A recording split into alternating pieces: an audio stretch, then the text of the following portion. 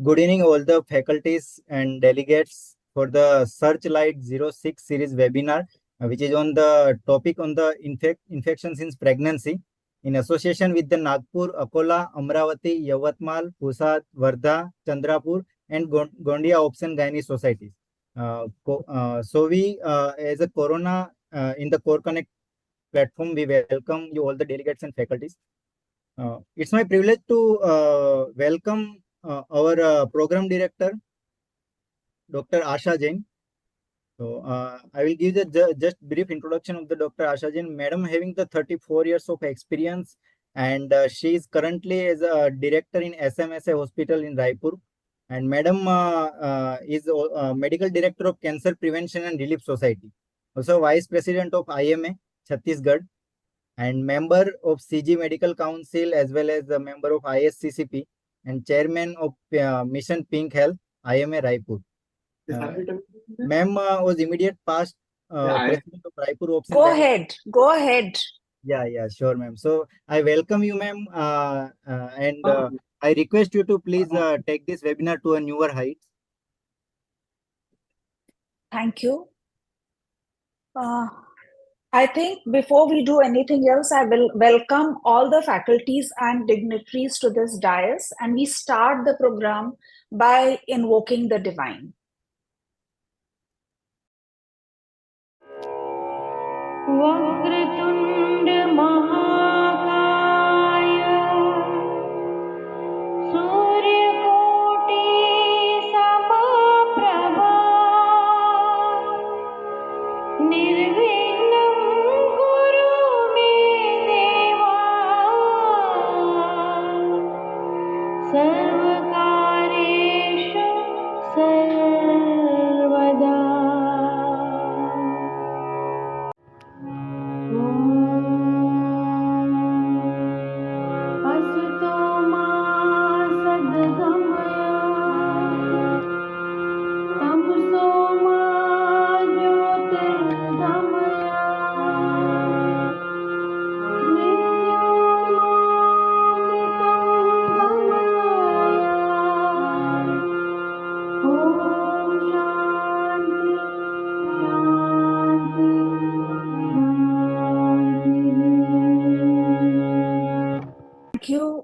Respected faculty, our chief guest Lakshmi ma'am, Dr. Parikshit Tank, my convener Dr. Varsha Ghate, speaker Dr. Girija ma'am, chairpersons Dr. Pranjal, Dr. Sushma Deshmukh, Dr. Harshlata Gaynar, the other speaker Dr. Gorakh, and the chairpersons Dr. Chanchal, Dr. Shila Shelke, and Dr. Manisha Ghate.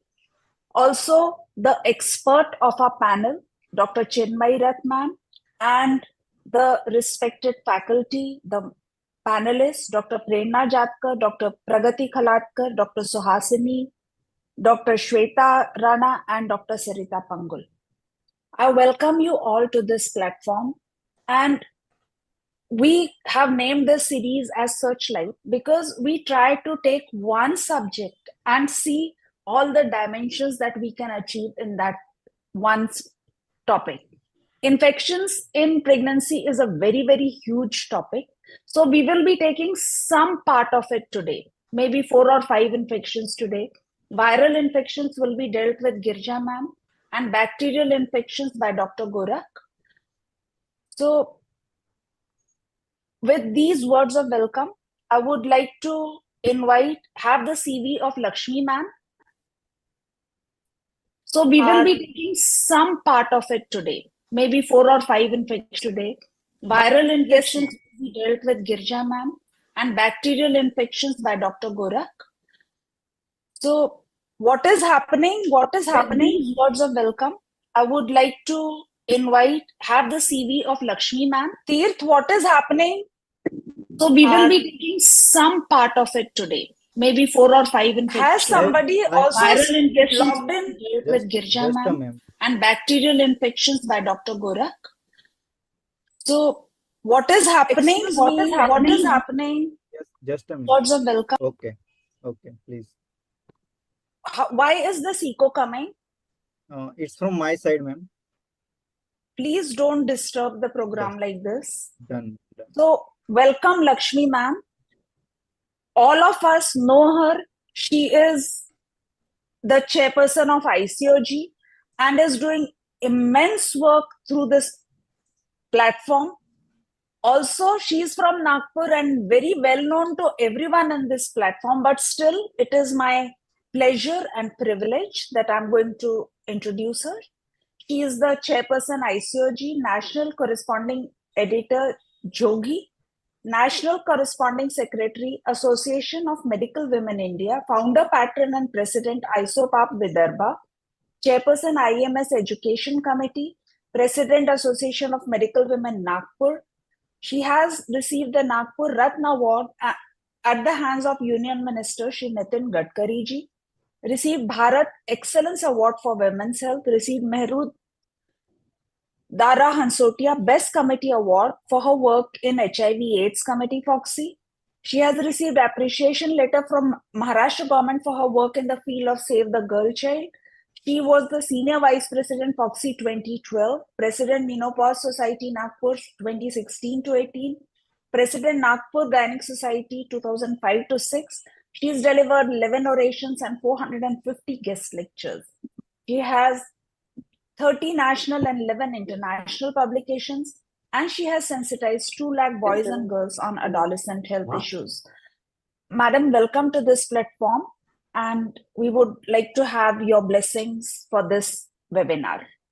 Thank you. Thank you so much, Asha, for your generous words of introduction. Very good evening to one and all. I am so happy to share dais with Dr. Parikshit Dam for the 6th episode of Searchlight, which has been started by Dr. Asha Jain. I know, Asha, you are a very, very dedicated academician. I know you since long back, means 2 decades we know each other. And as you rightly said, infections in pregnancy is very, very crucial because in pregnancy, we are dealing with 2 lives, the mother and fetus. Infection can be as trivial as flu and it can be very, very serious. So I am happy that you are discussing and taking one topic at a time, as you are saying, and today you are having a focused webinar on infections in pregnancy. I am happy to see all the presidents and secretaries of all the 8 societies of Vidarbha whom you are having association with today for this webinar, along with Girija, the great academician and professor from Pune, Gorakh. Happy to see you after a long time. Chinmayee is here and Sneha I can see, and all the presidents and secretaries. So happy once again, and Asha, I wish you all the very best, not only for this webinar, but all your future endeavors. Thank you so much for inviting me, and I am handing over back to Asha for further proceedings. Thank you, Lakshmi ma'am. Thanks a lot. Your best wishes really mean a lot. Now, I would like to invite Parikshit sir, who is our guest of honor. He has a long list of degrees: MD, DNV, FCPS, DGO, DFP, MNA, MS, FICOG, FRCOG. He's a consultant, Ashwini Maternity and Surgical Hospital and Center for Endoscopy and Assisted Reproduction, Mumbai. Consultant, Jupiter Hospital, Thane. Consultant for assisted reproduction at 20 centers across India. He's a treasurer of FOXY, chairperson Self Motherhood Committee FOXY 2014 to 17, joint clinical secretary Mumbai Obstetric Gynec Society, examiner for MRCOG Part 3, PG teacher and examiner, College of Physicians and Surgeons of Mumbai.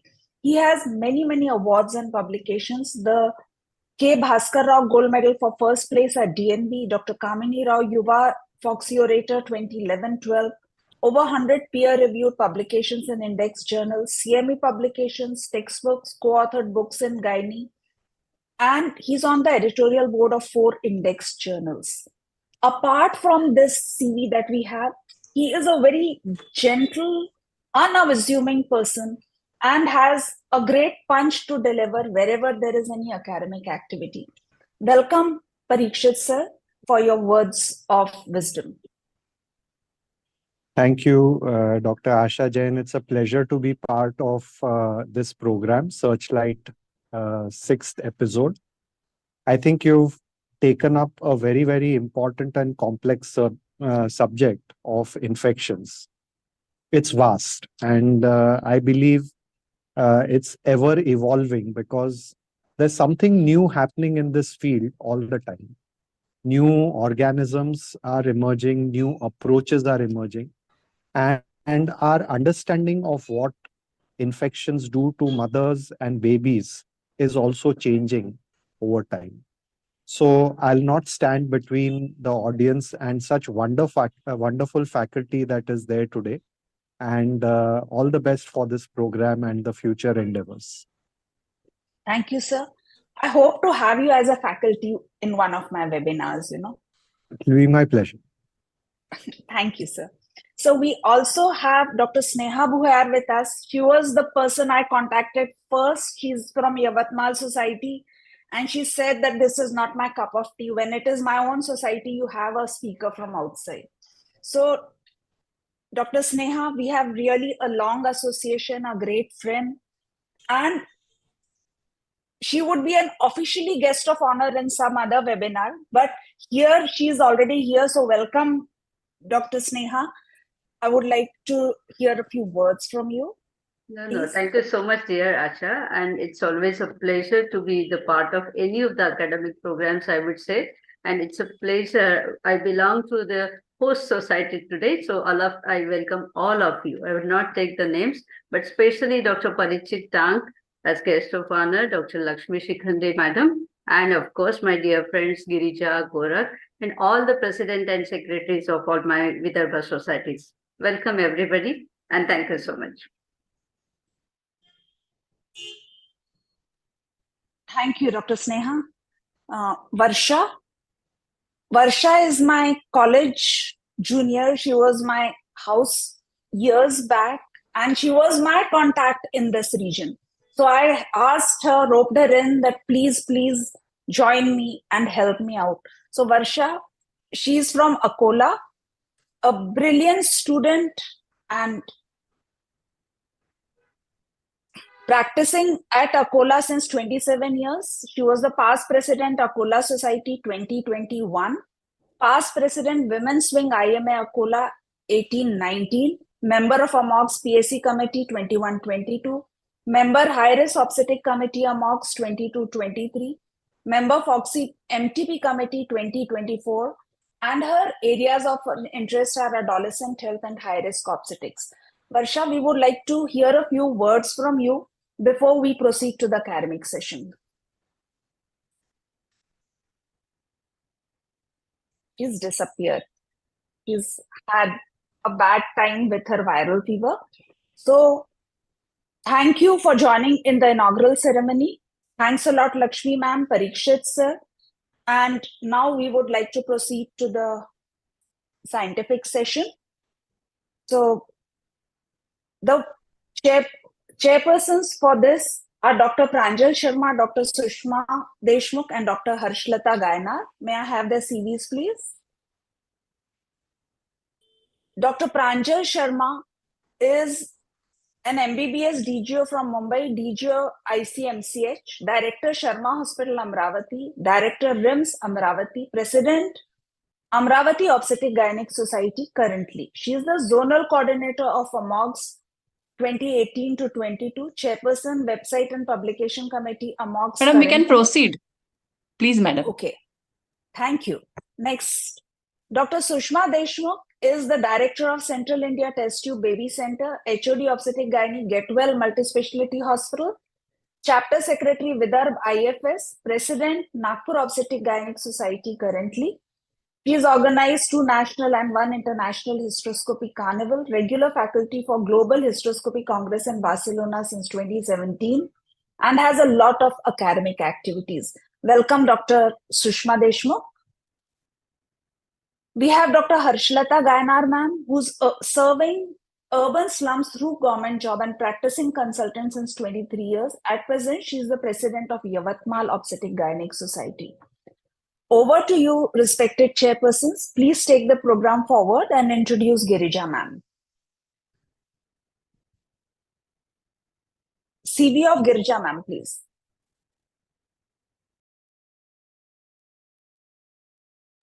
Dr. Pranjal, you are muted.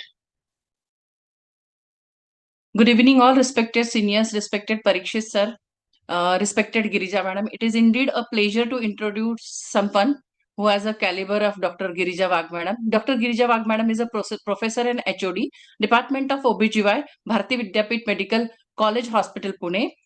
She is a senior consultant Cloud9 and Apollo Hospital, Pune. Madam is a faculty professor, OGASH International Experts General Coordinator 2016, Chairman, Medical Disorders in Pregnancy Committee FOXY 2012 to 16. Madam was a Vice President India Chapter Gestosis since, Madam is a Vice President India Chapter Gestosis since 2014. She is a member Governing Council ICOG 2011 to 2014. Madam was the Joint That's Secretary. fine. It's okay.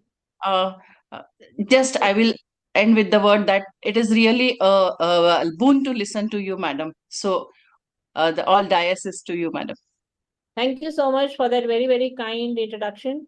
And now we quickly go into the task of talking about the viral infections in pregnancy. As I can see here, the task is quite an umpteen task because there are quite a few issues that I would like to address here.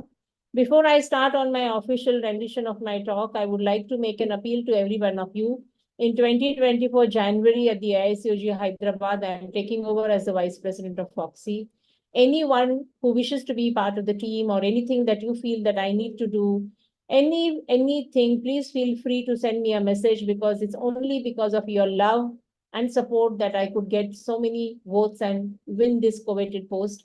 So I request all of you to just throw in your suggestions, your opinions, your interests, so that I can take it forwards and make much good for our own lovely organization, that's FOXY. So today we are going to discuss about viral infections, pregnancy, and I'm extremely indebted to Dr. Asha Jain for thinking of me. She's been a very dear friend. And she has always been sharing with me how she is in that middle part of the. She wishes that all of us are able to reach out to all of us. And I really want to salute her for the wonderful work of education, academics, research that she is conducting in such adversities.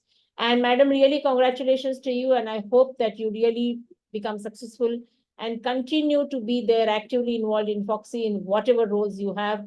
And I know that you have been already doing it.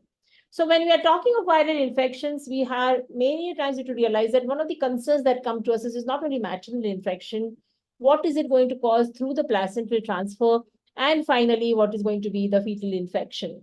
Now, if you look at some maternal infections which are contracted before or during pregnancy can be transmitted to the fetus during pregnancy, labor, through breastfeeding or postnatal infection. And the typical agents responsible for this we are well versed with, but I'm going to be focusing on the viral infections. And the ones which frequently affect this are the CMV, the herpes simplex, the herpes virus 6, varicella zoster, and the rubella virus. As well, hepatitis B and C viruses, HIV, parvovirus B19, and non-polio enteroviruses.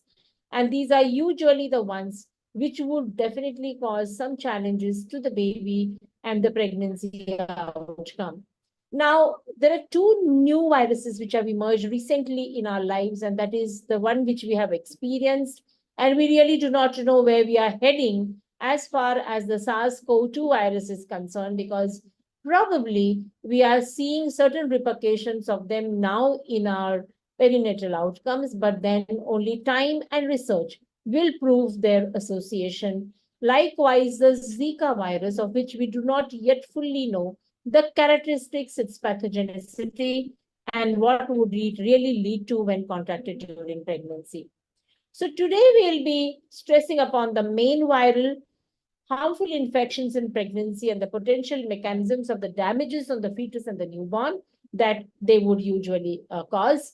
And as we can see here, this is a wonderful diagram which I love to show. There can be immunodeficiency with HIV, hearing loss, microcephaly, intracranial calcifications through bone injuries. There can be hematological toxicities, cardiac defects, ocular anomalies, and bone lesions. And many times we are really not able to come to the crux of the matter to find out, because investigating these causativity, etiology is really sometimes extremely expensive, and much experience is not really lacking. And there can be so many other confounding factors as well.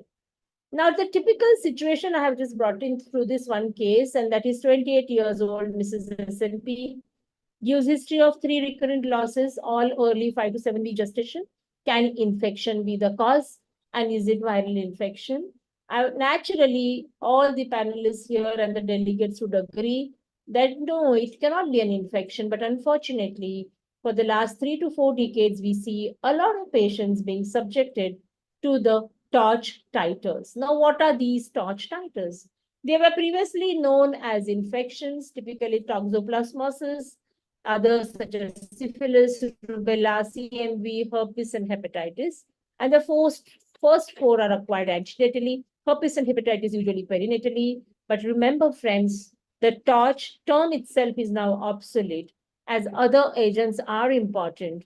And we should not get behind this particular kind of titer, especially in an event of an RPL. And there is a very typical place which has been defined, and therefore it's very important for us to be very specific when we order any kind of investigations or guidelines for the patient.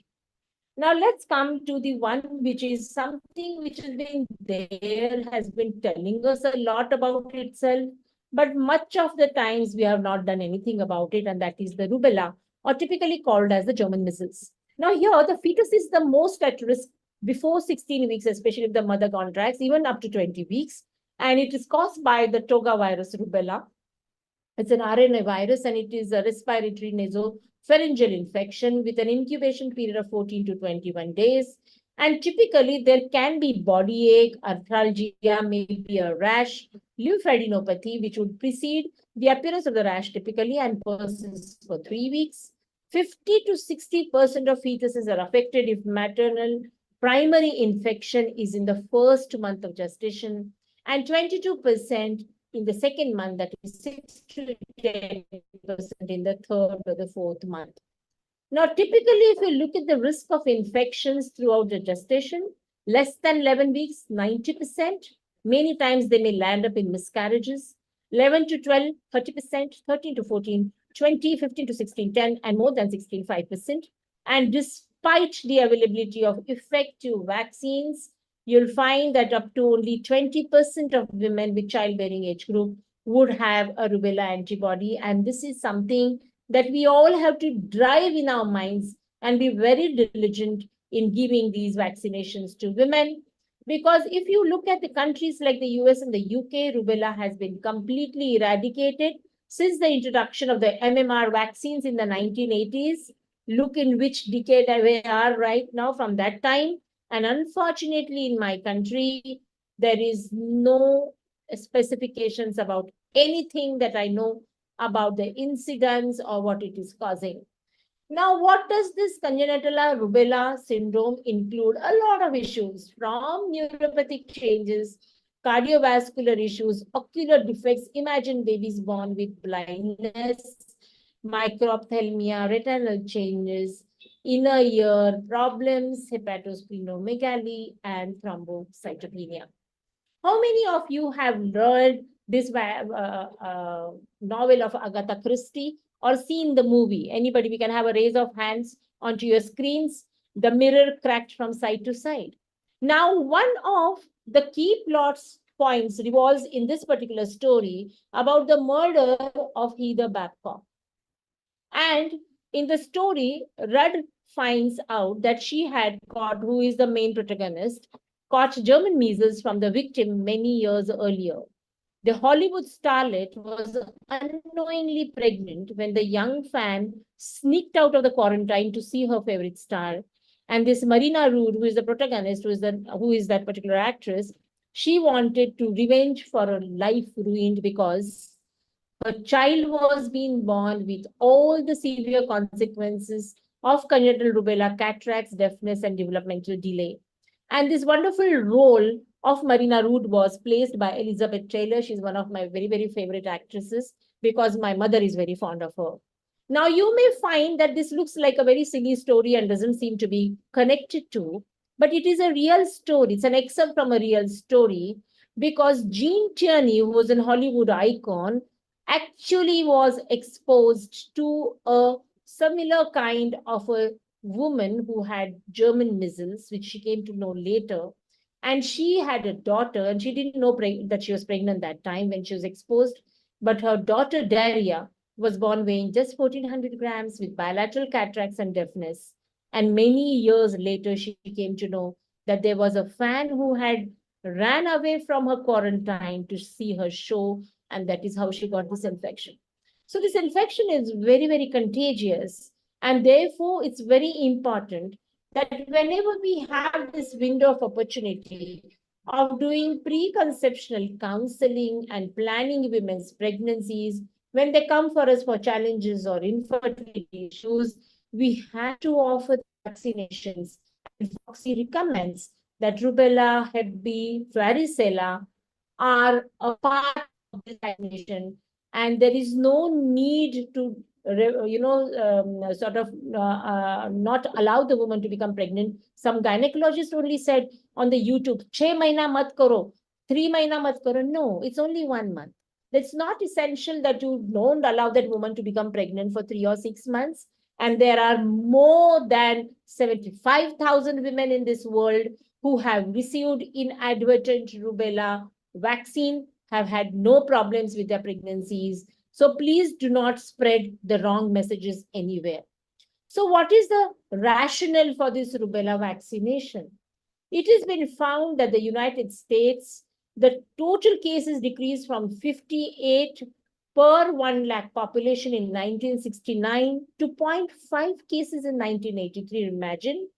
And in the study in our own Vellore, it is reported that congenital rubella constituted about 10% of all children born there with suspected congenital infections. And I think this is an eye-opener.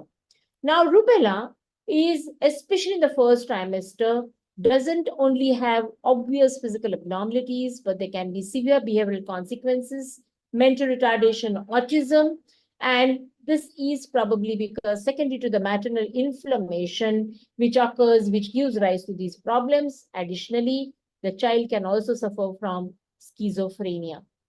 Now, as we all see, rubella virus has a potential to cause abortions and stillbirth, severe birth defects, and vaccinations can prevent this. And if a pregnant woman may transmit the virus to her fetus, over 30,000 cases of CRS in India are experienced every year.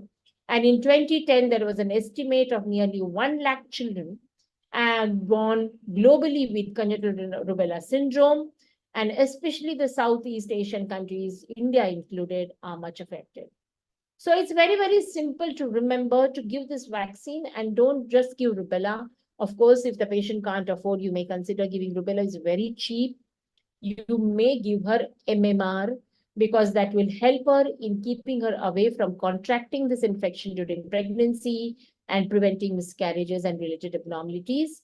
So it's very important that we educate women, the youngsters, the teenagers. Now, sometimes you will have, rarely 12th, 14th standard girls have taken this vaccine while they were in school, but then they don't become pregnant immediately. Their pregnancy happens much later in life, and therefore it's important that they are up to date with this vaccination in their adulthood. So routine antenatal screening is what is recommended.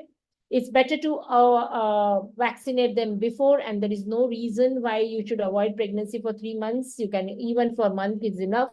I have had several patients who have conceived during that same cycle and nothing has gone wrong with their babies. Routine rubella IgG in the first trimester if infection suspected. One may consider doing a rubella IgM. As we understand, you have to, sometimes you have women who come to you who are not protected, and then I guide them that you please follow universal precautions in the first 20 weeks of pregnancy. where you can wear your masks, don't go into crowds, don't play with small children, because they may carry these infections. Now, how do you interpret the titer during pregnancy? Less than 10 international units per ml is considered as non-immune, equal to 10 being borderline, levels of 10 to 20 as being immune to rubella, and generally with a rubella titer of less than 20 are offered a rubella vaccination after the birth of their baby. Now, if you come to the CMV virus, we really don't have this problem, probably because we are not testing it in the right way, or maybe we have developed some sort of a herd immunity. But in the United Kingdom, it's found to be a commoner cause of congenital retardations than rubella. Infects about 50 to 60% of women, and the causative agent is the herpes virus DNA. And maternal symptoms are usually mild fever or without lymphadenopathy or sore throat. And the transfer is direct person to person, indirect through contaminated fomites. In primary CME infection, 30 to 40% of fetuses will be infected. 2 to 4% of them will develop severe malformations. In recurrent CME infections, about 1% of fetuses will be infected, and the rest will appear normal at birth, but later in life. So delayed speech and learning difficulties due to cerebral calcification and sensorineural hearing loss, sometimes chorioretinitis is known, and we do not have any vaccination currently against CMV. Now, complications include microcephaly, I've already mentioned a lot, and maternal screening is not recommended. Prevention is just by universal infection prevention. Now, coming to the HIV virus, and this is something that we have to all be constantly updated, because India has given this commitment for a long period of time now, and I'm witness to this, because we have this, the center, the NACO center in our university hospital, and we have been screening women, and one of the Sustainable Development Goals to which India is committed, that is SDG 3.3, to be completely ending this epidemic by 2020. But now we are in 2023, we are still teetering a little behind, but we are definitely there, at least to the tune of 85 to 90%, not the 90% as the goal has cited particular. And it's very important that many as we have opportunities of screening patients and young girls and their concerts whenever we get that idea. And that is something, one of the biggest solutions to treat this virus is by screening for it regularly. And one must know the various kinds of window periods and everything, pathogenesis of this virus. As I mentioned, that important key is prevention by adequate testing, because majority of the infants are infected in the third trimester or at the time of delivery. Vertical transmission can occur during vaginal delivery. So cesarean section is supposed to be 50% protective. Premature babies are more at risk of vertical transmission. Transmission may also occur with breastfeeding, and bottle feeding is known to reduce the vertical transmission, possibly by up to 50%. So as I told you, that we have to be constantly updating ourselves with what is happening new on the horizon, because various kinds of PEP programs and all are constantly being updated by the government. Now, there is a four-pronged approach by using primary prevention of HIV, especially in women of childbearing age, by health education, preventing pregnancies in HIV-positive women by offering them contraception and MTP, prevention of vertical transmission, and strengthening the postnatal care in HIV-positive women and her exposed infant by linking them to various services. So routine HIV antibody screening is performed in the first trimester, repeated in the third trimester if high risk for HIV. Serology can be done, or we always have those tri-dot tests which are very easily available, IgG and IgM bodies. Sometimes they can be false positives. If the patient is HIV positive, we have to consult the infectious disease or the HIV center. They guide us with what is the updated thing, and transferred maternal antibody persists up to 18 months in the uninfected fetus. So gene amplification via the polymerase chain reaction can detect neonatal HIV infection. Intrauterine HIV is associated with prematurity and growth retardation. Now, what are the problems associated? It would appear sooner in infected baby. These are the clinical problems than in the adult age. Example, at age 6 months, hepatosplenomegaly or failure to thrive, encephalopathy, recurrent fever, respiratory distress because of interstitial lymphocytic pneumonitis, septicemia, and death usually in these infants is due to respiratory failure or overwhelming infection. And we all need to be well versed with this. Now, NACO has given us a detailed, wonderful sort of an algorithm for convergence of the NRHM and the NACO in the entire country from the ANC registration. And there is a huge network of centers of HIV, AIDS, and even the ART, where they give the therapy free of cost. And we all have to be well versed with this. I'm not going to go into details. If you want, I can share this algorithm with you, and which is something that we can follow. And because of this, again, we are seeing that for some time in the middle, we are not doing screening for syphilis, but now it has been requested by the government that we screen women also for VDRL. Now, coming to viral hepatitis, most common cause of jaundice during pregnancy is transmitted by blood, saliva, breast milk, and semen. It's a DNA virus and it causes cirrhosis and liver cancer. And 10 to 20% of rate of transmission is seen in the vertical route. Pregnant women who are infected transmit the virus transplacentally to the fetus and the at birth. And neonatal jaundice is rare in women with chronic hepatitis or acquired hepatitis early in pregnancy. Risk is high when infection occurs late. Screening is done by HPS-AG routine performed in the first trimester, and HPV vaccine should be given to baby at birth. And if the woman is positive, give hepatitis B immunoglobulin to the baby at birth. And if non-immune mother exposed in pregnancy, give HBIG and HPV vaccines, and that is something that we can do. Hepatitis C is again an RNA virus, and it has a risk of transmission correlates with HCV viral titer in the mother.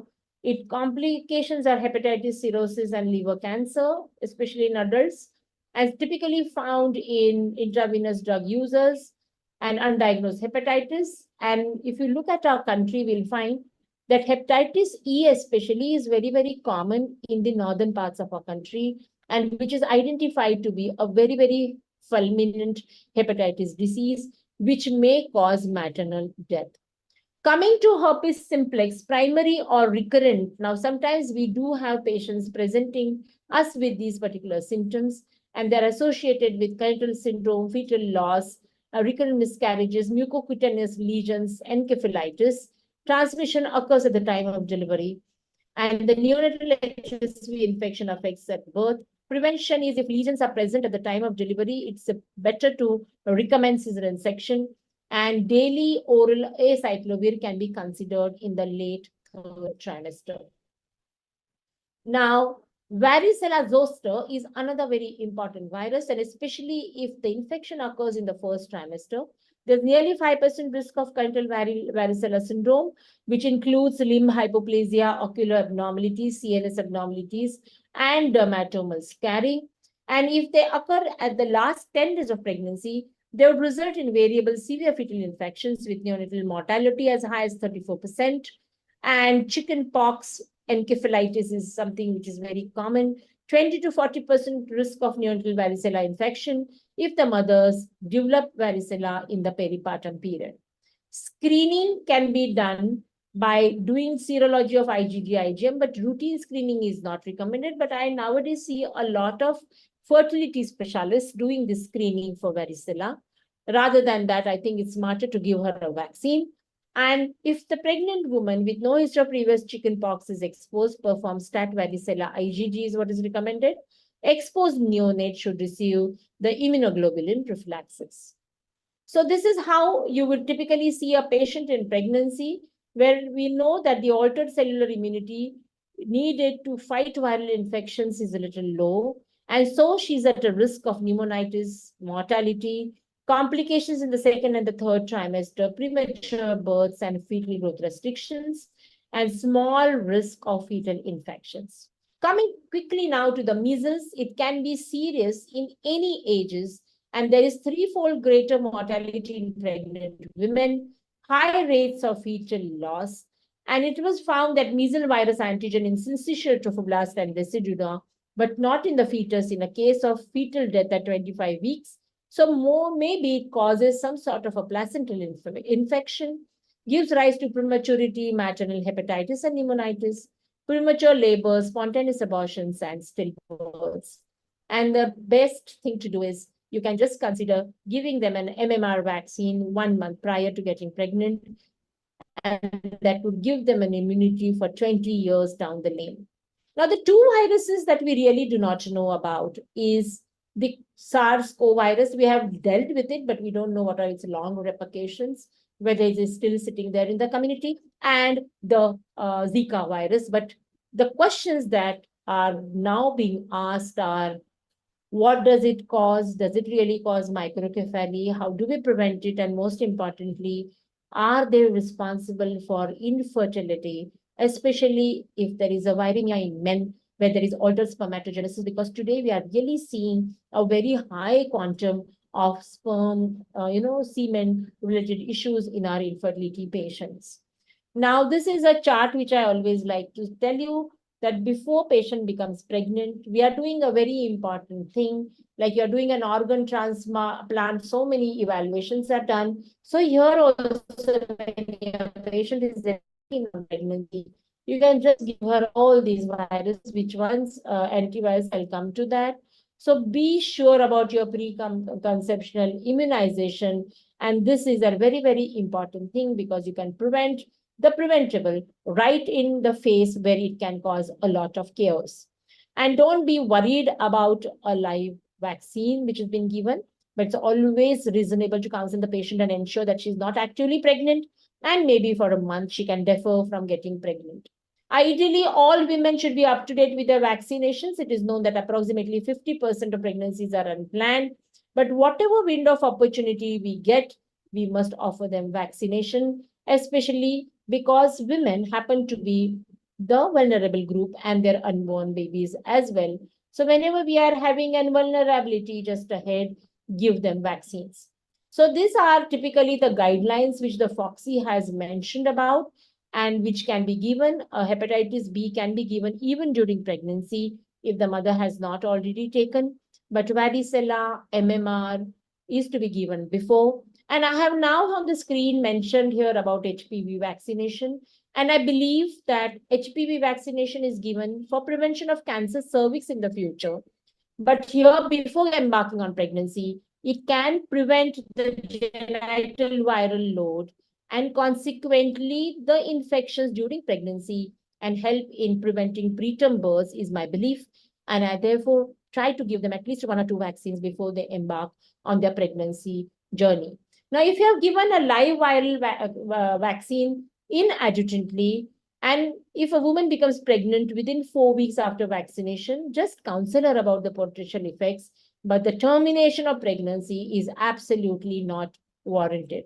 What you have to additionally give, because not all viral infections are having vaccines to prevent them, but you must talk to them about good hygienic practices, immunization, good diet, universal precautions which can help them. And this is the protocol I typically like to speak about: preconceptionally rubella, hepatitis, and varicella vaccine; antenatally the tetanus, Tdap, influenza, and hepatitis B; and postnatally, if any of these have not been taken, please give them and make them important. It's very important that each one of us is properly informed about vaccinations, their storage recommendations, contraindications, and ADRs. And these are all infections which are notifiable and therefore have to be informed to the local government authority. Your vaccines have to be stored properly in 2 to 10 degrees centigrade at all times, never in the freezer, never in the door. It has to be in the middle. And it has been found that many times education of health comes only from doctors, and we should continue to be in that role all the time when we get an opportunity. Never forget that these viruses can cause such a whole lot of damage: congenital infections, perinatal infections, postnatal infections, and therefore we should constantly be on the lookout, trying to protect our women and the children from these infections. Thank you so much for giving me this opportunity.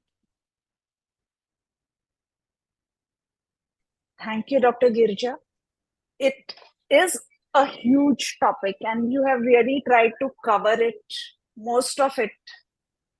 And I welcome the chairpersons to say a few words. Yeah. Good evening, everyone.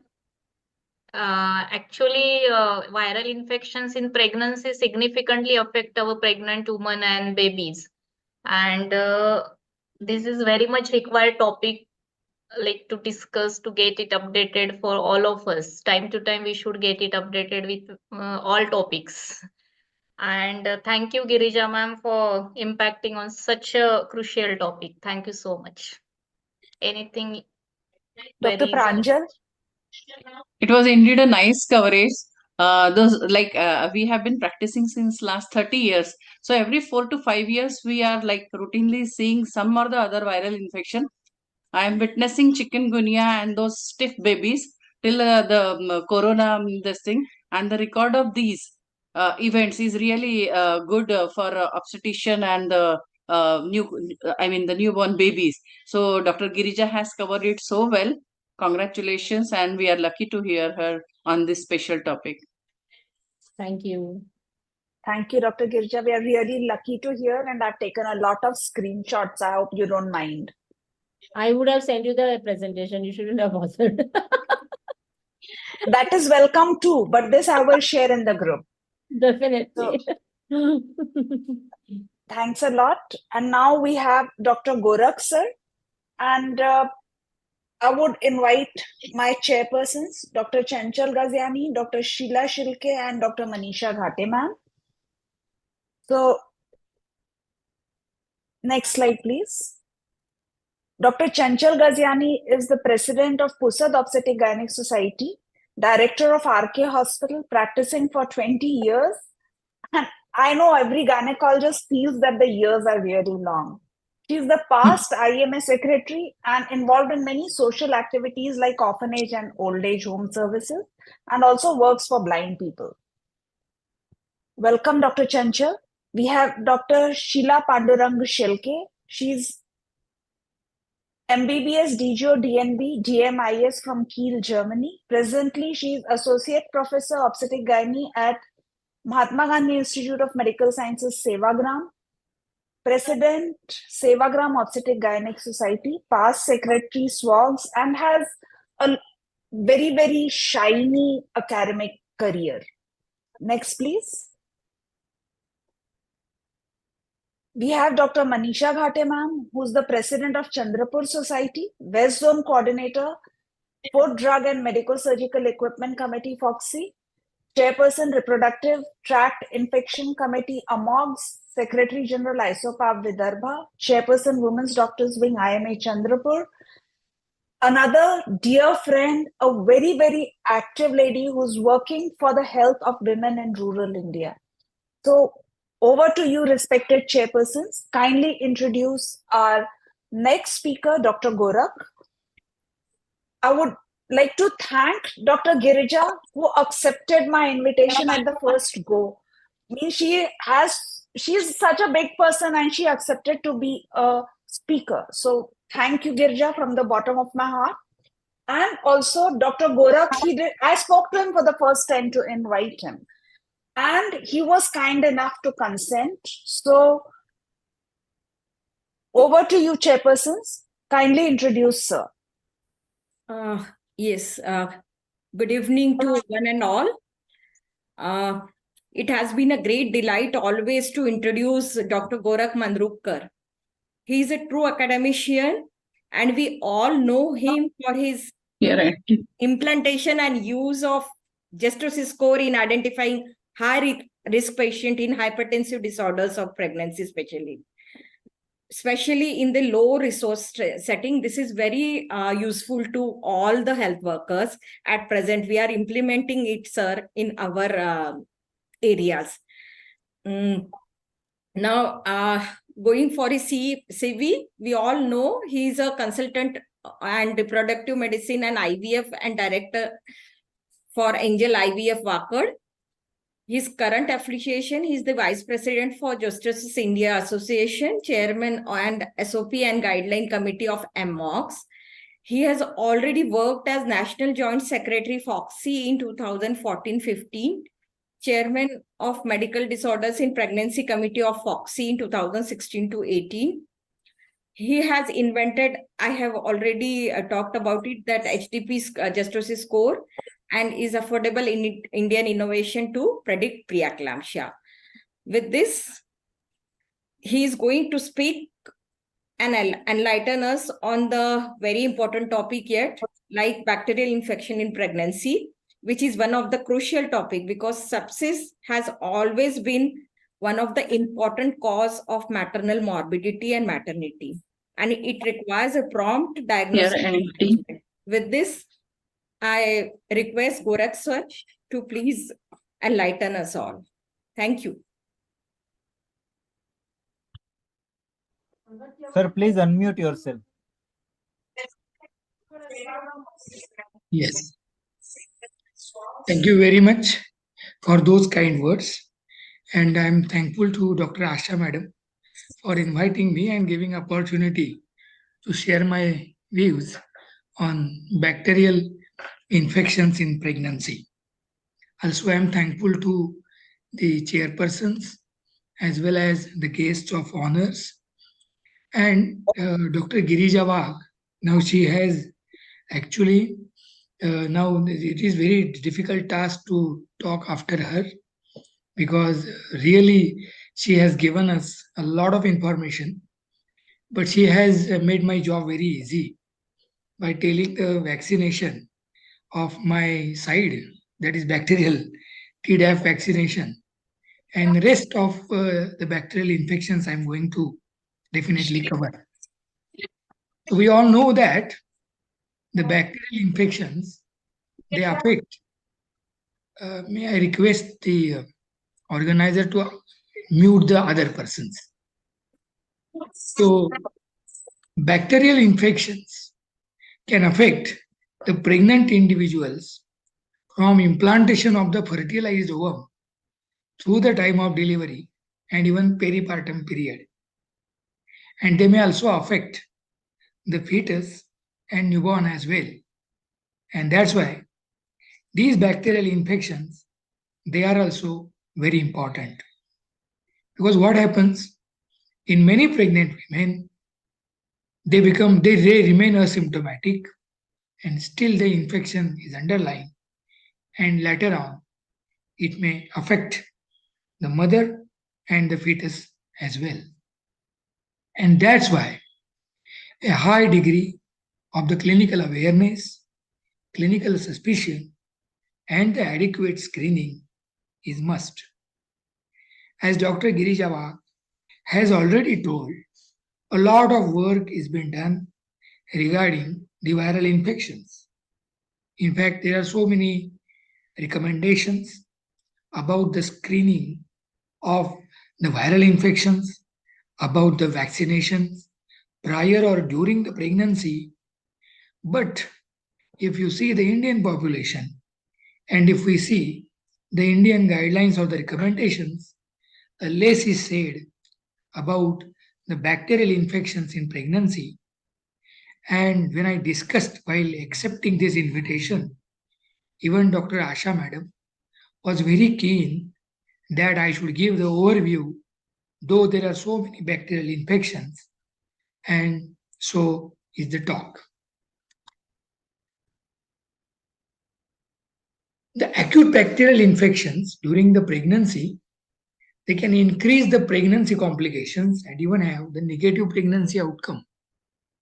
Many times, listeriosis or even though a lot is said about the bacterial vaginosis, we are not that much taking care of this bacterial vaginosis. Sexually transmitted diseases, many times, initially the VDRL was done or it was a part and parcel of the antenatal investigations. In between it vanished. But now again, as this ART law came, again the importance of this VDRL test has come. In many times, It is said that carry very syphilis and all. But no, mind well, the sexually transmitted diseases, they still exist and we have to be very careful. Many a times, the microbial dysbiosis, which can result in the inflammasome signaling at the maternal fetal interface and the severe congenital anomalies in the developing fetus, they may occur. As Dr. Girija Wagh has rightly pointed out that many a times a less workup is done than the famous tales about the recurrent pregnancy losses or about the congenital anomalies in the fetus. And if we see very carefully, then yes, we may find that, oh, that was some viral or the bacterial infection which was pre-existing and that has led to this anomaly. Listeriosis, which is one of the commonest foodborne bacterial infection. I have purposefully taken all these photographs with a very great effort to show that how it goes. And whatever we tell to the pregnant women what to eat and what not to eat, how to cook the food and all, these things are very important. This listeriosis, especially the Listeria monocytogenes, I have shown the picture of ice creams, even the meat, which is packed meat, packed beef, or whatnot. These are very dangerous sources, and pregnant women, they are particularly vulnerable, possibly because of their altered immune response. And do we know, have we gone into the depth how it causes the severe infection? Once they are transmitted, they cross the intestinal barrier to reach the placenta and causing the preterm complications like preterm birth, stillbirth, congenital diseases, and even sepsis. Here in this talk, I have particularly chosen these bacterial infections which when they pertain to the pregnancy, they go deep and cause or take out the side effects. Here the bacterial colonization in placental tissue, it leads to the abscess development, the innate immune cells recruitment, and the aberrant IFNG secretion at the maternal interface, which will cause the signals, and severity of the neonatal outcomes depend on them. Penicillins or IV ampicillins is the treatment of choice. Again, we are very much worried, especially our generation. As a doctor, we are very much worried about the penicillins. But yes, IV ampicillins or even the trimethoprim or sulfamethoxazole, these are the alternatives. But again, the treatment in first and second trimester is difficult and no other choice but IV ampicillins or beta-lactams. Purposefully, these are the actual pictures of the bacteria. I have given here, I have tried to give you here the tabulated form. The Listeria, usual transmission is via consumption of the contaminated food. The maternal symptoms which came, they are like flu-like syndrome, headache, vomiting. So in pregnancy, we have to be very careful that every flu is not an influenza. Every vomiting is not a pregnancy vomiting. And when we inquire about it, when we suspect about it, and depending upon the history or the prior 2-3 days consumption of all these materials, we have to inquire about. The immune response I have purposefully given here. And pregnancy complications, why they are there? Because of vertical transmission, congenital disease, miscarriages, stillbirths, and even IUDs. Similar thing is about brucella. Though rare, but yes, consumption of the contaminated food or contact with infected animal. Yes, again, fever, joint, muscle pain, spontaneous abortion, chorioamnionitis, and preterm birth. It's very common with these.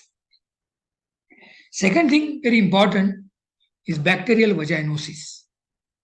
I have given picture there.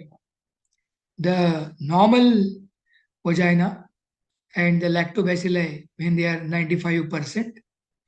And another picture, a vagina with those discharges and lesions where all these bacterial vaginosis when it superabunds.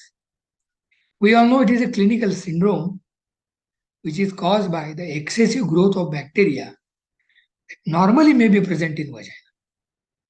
Nowadays, we are hearing a lot of talks about the microbiomata and their roles and all. So yes, that is true. Just to go away from this slide, but let you know the very important, as Dr. Girija has said, are these the viral infections? They are causative for the decrease in the sperm count or the abnormal semen parameters.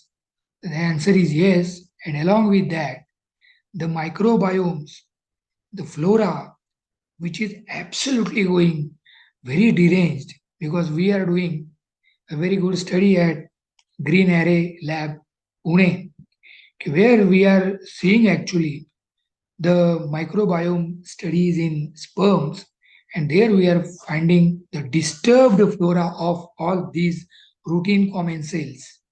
And because of that, again, all these problems are coming. So as the bacterial vaginosis in females, yes, we are even seeing the disturbed flora in males as well.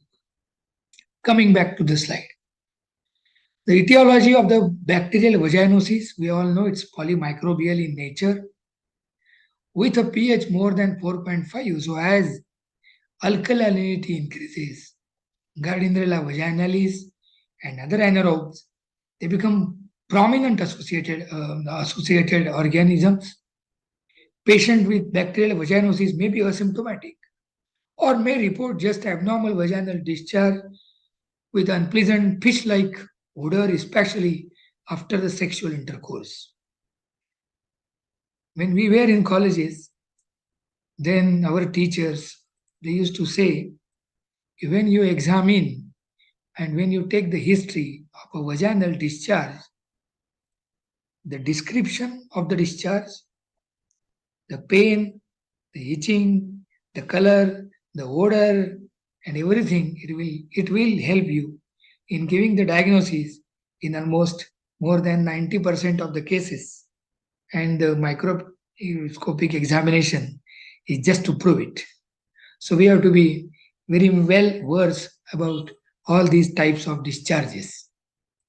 The discharge is generally white or gray.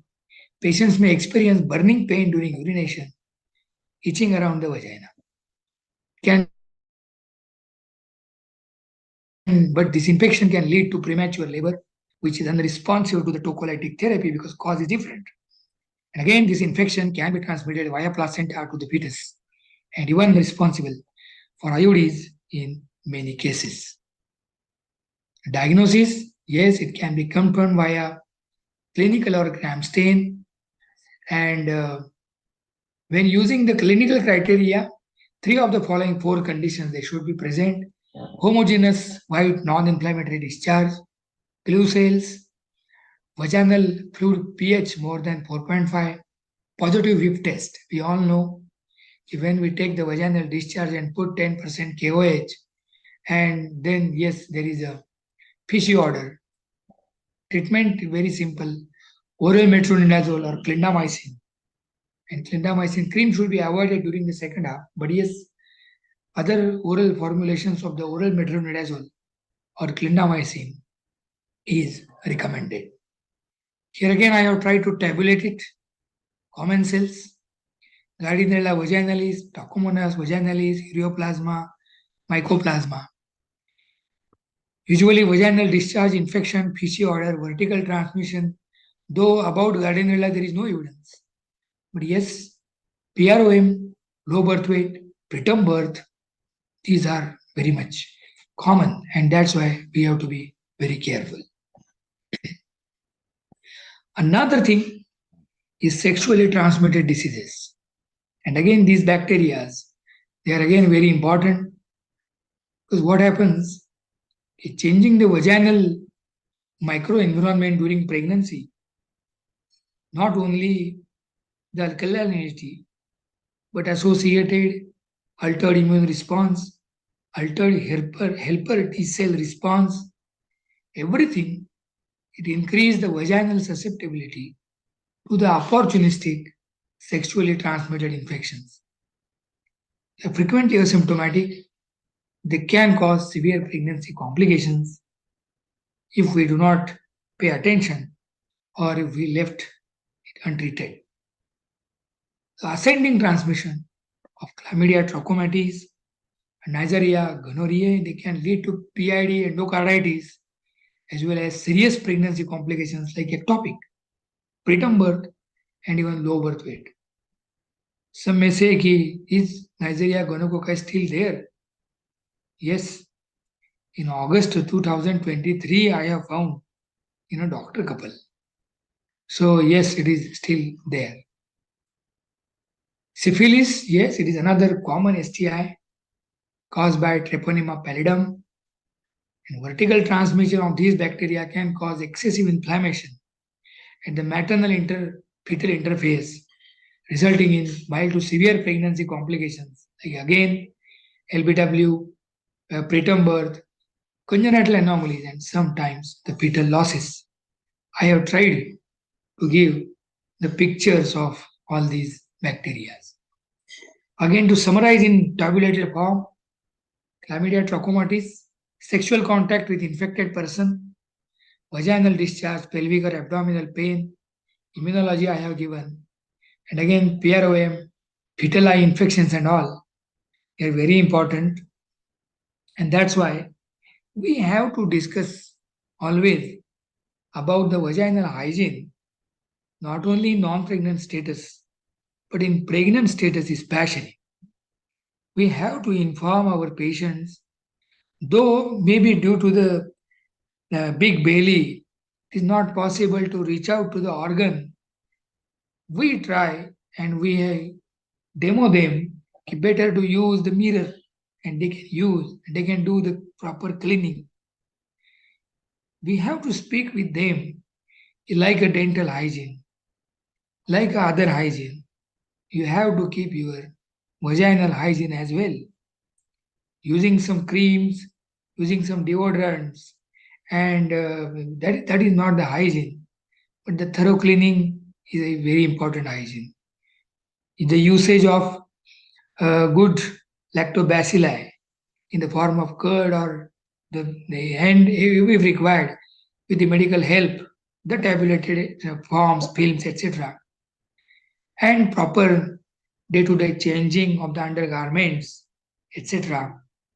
If at all the sexual intercourse is going to happen during the pregnancy, then the proper usage of the barrier methods like condoms and all these things we have to talk with the patient, and then probably that will save our energy in the management of PROM, low birth weight, and even the stillbirths. This is another important group B streptococcus we call GBS.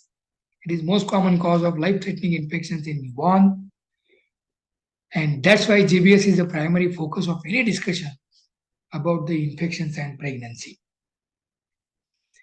You know, streptococcus, it is a facultative beta hemolytic fastidious gram-positive cocci, and they can be found as a part of normal vaginal, rectal, or oral flora. And actual virulence, it depends largely on polysaccharide capsule. Again, I will say here, like a coronavirus, it's a more common cell here, or the affection will be more those who are having altered carbohydrate response, or we can say the impaired glucose tolerance, obese, those who are having high insulin resistance, and those who are having the tendency of maybe just urinary glycosuria, though the blood sugar levels may not be increased, etc. In these patients, it is very common. 20 to 25% of the pregnant patients, they are asymptomatic carriers. And intrapartum transmission, it occurs via ascending spread or at the time of delivery. And again, the rate of this line is very important. The rate of vertical transmission in neonates born to the individuals infected with group B streptococcus is about 50%. And that's why we have to be very careful. Though in our Indian recommendations it is not written, but yes, CDC recommends the screening of all pregnant women in their population by doing cultures. But at least these few lines of what I am quoting here, we can use at least this high risk approach. Forget about we have not done the culture.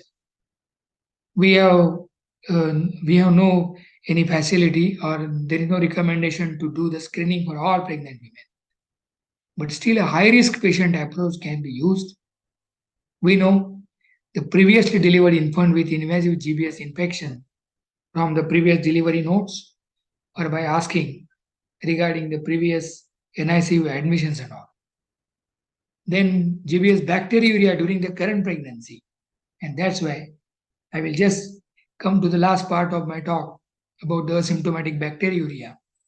We have to always see, and that's why our senior teachers, they always tell us to do the urine routine examination, at least in each trimester of the pregnancy, to find out all these things. If we have delivery before 37 weeks of gestation and the duration of the ruptured membrane is more than 18 hours or intrapartum temperature of more than 100 degree, these are the high risk patients where we should pay attention and try to treat them for this GBS. During labor, 5 million units of penicillin. But again, when it is not possible or we are worried, alternate therapy is 2 grams of the ampicillin as an intravenous loading dose, followed by 1 gram every 4 hours until the delivery. If we are suspecting very high suspicion, or if we have the proven culture, then there is no problem. But yes, another, if we are very much worried about allergies to the penicillin, 2 grams cefazolin can be used. So likewise, we can treat this GBS. The last part of these bacterial infections, which we are very much worried, are the urinary tract infections. Dr. Asha madam has told me already that she is going to take a special webinar on urinary tract infections. Almost a half-day discussion she is going to arrange. But yes, just to complete my topic, I will be just deliberating 2 or 3 slides.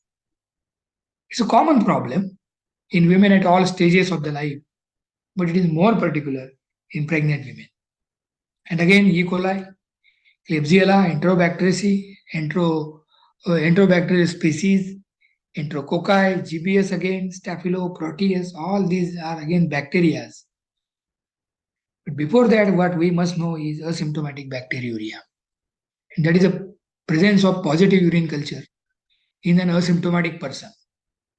And it occurs in 2 to 7% of all pregnancies. And it is very similar.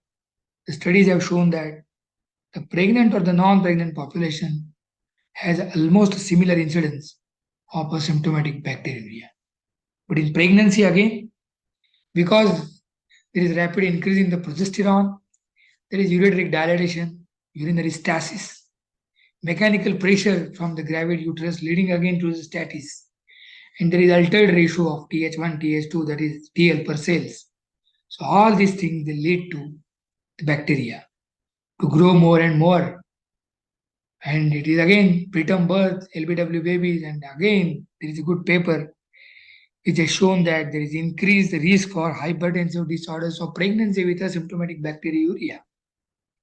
So the prompt recognition and treatment, it will limit the risk of progression. We all know about the antibiotics. As I said, I'm not going in the details. But nitrofurantoin, amoxicillin, fosfomycin, cefuroxime and cefalexin, etc. They are the safer alternatives. But the what important part I want to focus through this, that we must discuss some important things with the women during antenatal checkups. Please encourage to say that wash hands even before going to washroom, or it may contaminate while post urination cleaning. So yes, आप करके आओगे तो हाथ तो धो जाओगे, लेकिन जाने के पहले we have to wash the hands, and that we should always speak with our patients regarding all these important things. Women should never use, I repeat, never use the sprays for the perineal post-void cleaning.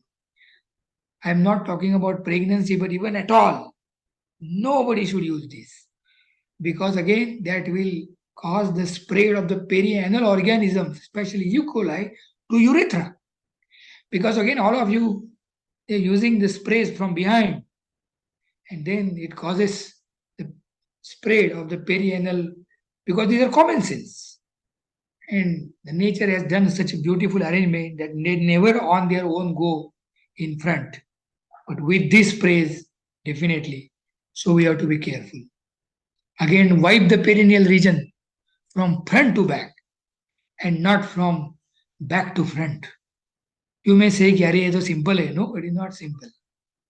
We have to talk with the patients, because we have done the studies where we have just asked, "How do you do? How do you do?" And then we tell them, "No, that is the wrong way.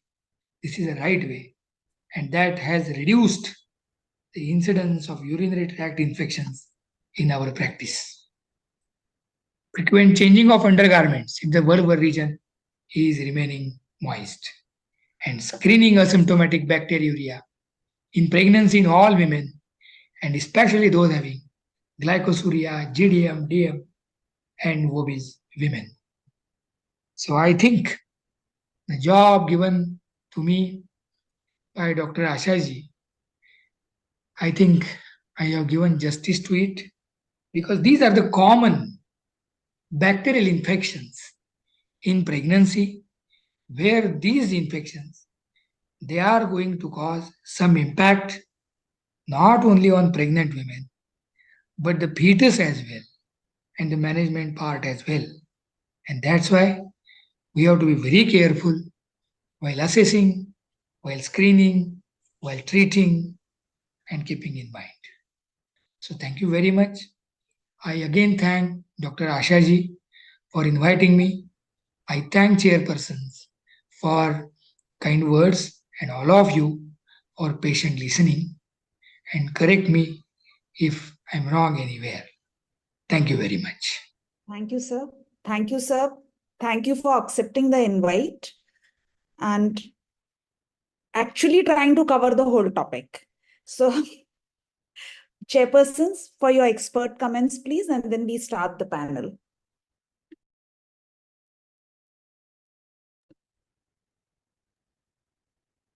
Dr. Manisha, Dr. Chanchal, if you want to say something.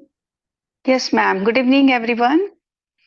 Thank you, Dr. Gorakh sir. You have really superb and simplified all the topic. And because 8 out of 10 patients, they come with white discharge in pregnancy.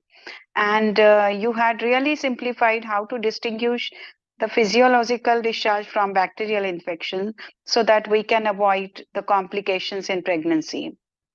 Thank you so much, Dr. Asha Jain, ma'am, for giving me this opportunity to share this platform with such stalwarts like Dr. Girija ma'am, Dr. Gorakh sir. And it's my pleasure to be invited here from such a small society. Thank you, ma'am. Thank you, Dr. Chanchal. Manisha ma'am, want to say something? Yes. Very nice talk, Dr. Gorakh sir. You have touched all the aspects of bacterial infections of pregnancy. Specifically, we see very less patient regarding syphilis and gonorrhea when we go, because we remember our college days. where we used to get 1 or 2 patients, but in our clinical practice, it has become very rare. But still, you have also rightly pointed about the recurrent infections like UTI and bacterial vaginosis, which are very common and are the increasing reasons for the morbidity and mortality for the patient also, and also for the neonates. As far as when we the greater one is GBS, that is the main concern for many of the gynecologists, because PPR1 patients especially, we don't know that the patient is harboring that bacteria or not. So, and we don't have any guidelines, especially at our setup. Like in India, we don't have the specific guidelines to how to detect this patient in their ANC period. So you have very rightly pointed and given us the more expandable vision for this topic. Thank you for enlightening us. And at the outset, I would like to thank Dr. Asha Jain, madam, for including me in this very academic and a nice platform where we can gain knowledge and reciprocate ourselves. Thank you, madam. Thank you so much. Thank you, Dr. Manisha. Thank you. Pranjal ma'am and Harshlata ma'am, you are there if you want to say something before we start the panel. And my request to everyone, you are free to join the panel, because sure. everybody can join in. Ma'am, Harsha ma'am, you want to say something? Or Pranjal ma'am, you want to say something? Again, it is really very nice to listen to Gorakh.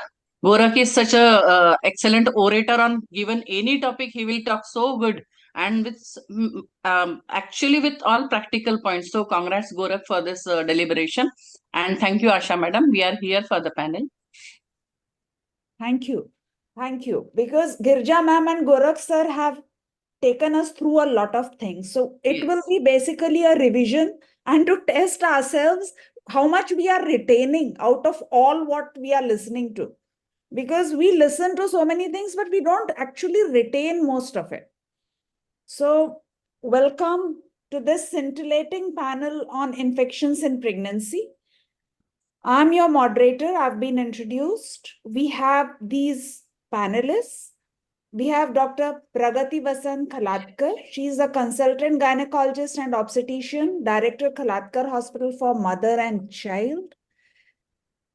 She is Secretary, Nagpur Obstetric Gynec Society, very academically inclined and very fun-loving. So welcome, Dr. Pragati. Dr. Prerna Jatkar, who's the assistant professor at GMC Akola, consultant at Sri Samarth Hospital Akola, and secretary of Akola Society. Dr. Suhasini Bhopi, director of Varad Netralaya and Maternity Home Pusat, and she is the secretary of Pusat Society. Dr. Sweta Rana, consultant of Rana Hospital, Gondia, secretary of Gondia Society, and MBBS from Nagpur, DGO from Gwalior, and is a private practitioner. We have Dr. Sarita Pangul. I have not been able to see her right now. She is the secretary of Yavatmal Society and is medical officer in Government of Maharashtra. We have Dr. Chinmayee Ratha, ma'am, who is our expert. So she is the chairperson Perinatology Committee, FOXY, a very, very, very active academician and my go-to person in case of any problem that I have with the fetus. So welcome, Dr. Chinmayee. And now we are going to deal with it case by case. And I request all the panelists, please put on your videos, because if your videos are not on, it is very difficult to actually interact. Chinmayee, requesting you also please put on your video and anyone can take the question. So there is Mrs. A who presents with chickenpox in pregnancy. Now she has presented at 5 weeks of pregnancy. She is at 5 weeks. So is this chickenpox going to affect her pregnancy? Dr. Pragati, want to take it? So very good evening to all. First of all, I want to thank Dr. Asha for organizing such beautiful Searchlight and searching out so interesting cases, so interesting topics, and getting so good speakers and faculties for this web series. So now this is a patient, and hi to Dr. Chinmayee Ratha as well. So this is a patient who has contracted chickenpox in first trimester, that is early pregnancy at 5 weeks. So what the statistics says that if chickenpox is contracted in the early pregnancy, first trimester, there are chances of 40 to 60% chances of baby getting affected. So looking at the scenario, I will really follow her up. I will treat her infection, and I will do her scans, and I will do her testing and find out the titers. And if I have any doubt, I will keep it in front of the patient. And I will allow and follow her accordingly. So I will like, if she is agreeing, I will really accept to terminate the pregnancy. Dr. Chinmayee, please. She is just 5 weeks, means the UPT is barely positive, and she has come with chickenpox.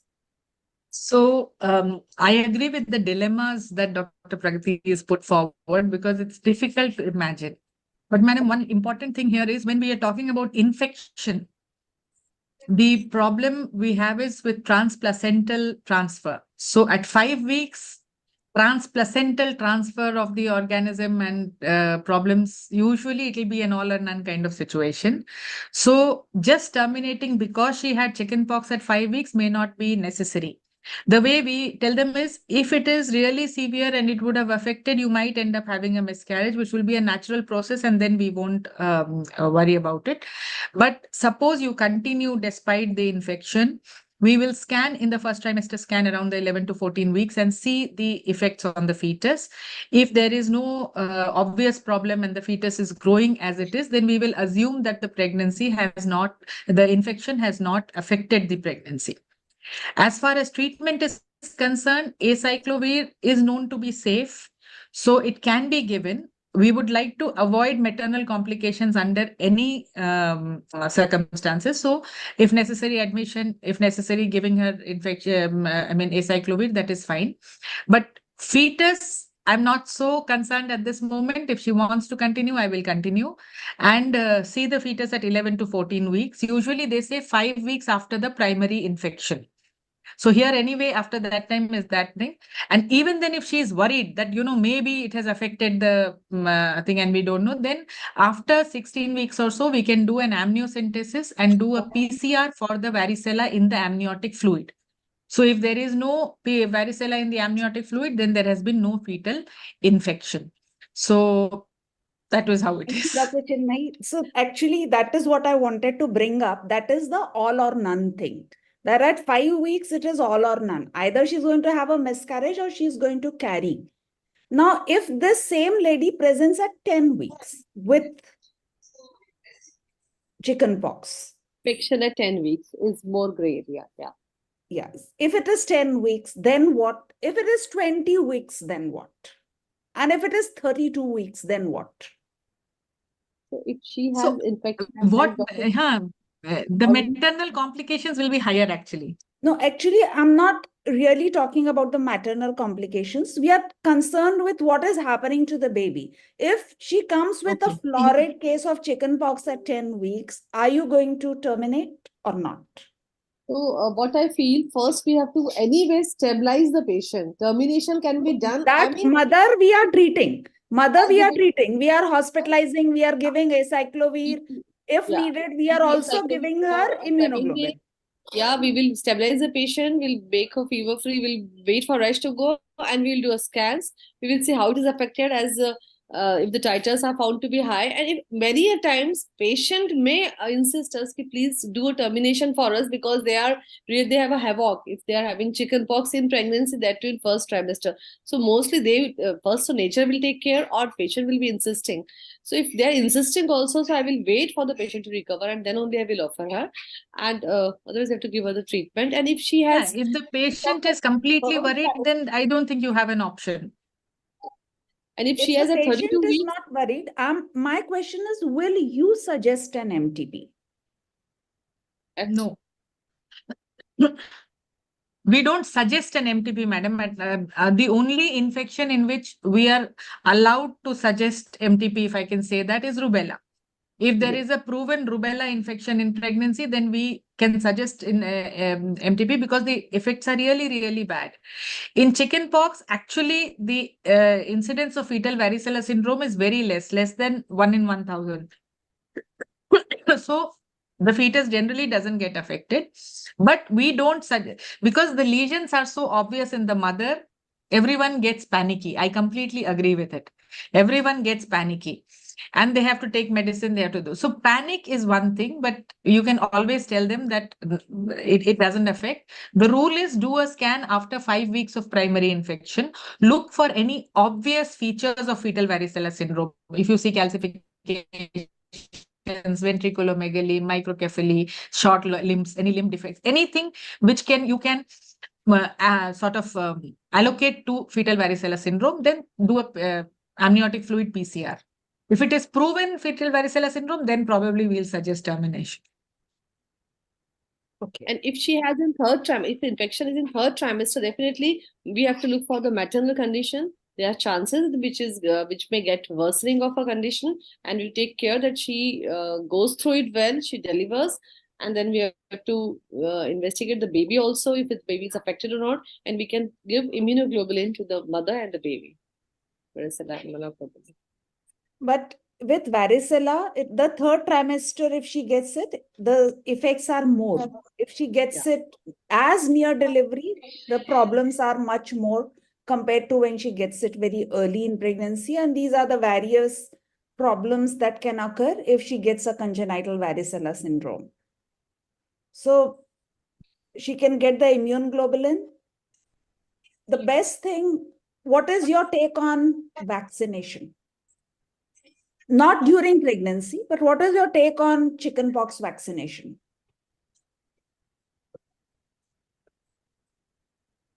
We can offer it to all patients who come for us for pre-conceptional counseling. We can offer, if they didn't had varicella vaccine, we can ask them to have vaccine. And normally it is given in 2 doses, 6 months apart. But if she takes 1 dose and if she conceives in 2 or 3 months, as discussed in Dr. Girija Wagh's talk, we will withhold the 2nd dose and we can move ahead. Dr. Suhasini, ma'am, are you even asking about varicella vaccination to your patients who come for counseling, preconception counseling? Any of my panelists, are we actually asking our patients about the vaccination? No, I'm not at present. That is why this topic and Girija ma'am's lecture. Dr. Prerna, Dr. Sweta? No, actually, very less patients come for preconception counseling. That is the other story. But if at all they come, few patients we get nowadays who come before conception. Otherwise, already they are conceived and then they come to us. Then definitely I ask for the vaccination status. Can I make a point here, ma'am? More than asking for a vaccination or a history of chickenpox, which may or may not be reliable, in case they come for preconception, we suggest rubella and varicella IgG. So here it is possible to do it. And again, we won't have ideal situation where they come for preconception. Either they are seeking fertility advice or they have had some bad experience in the past for which they have come as a, post bad experience outcome. So we don't have people who electively come for preconception. Even in Hyderabad, that proportion is less. But at least if they haven't come for fertility advice, then we ask for these important things, because should there be a problem here, again, it's a preventable problem. So varicella and rubella, we check the IgG. If she's IgG positive, however she got it in the past, it's okay. If she's IgG negative, then we give the vaccine. So that is one take-home message for me, that is what we need to do. Even vaccine in preconception. So this is the guideline.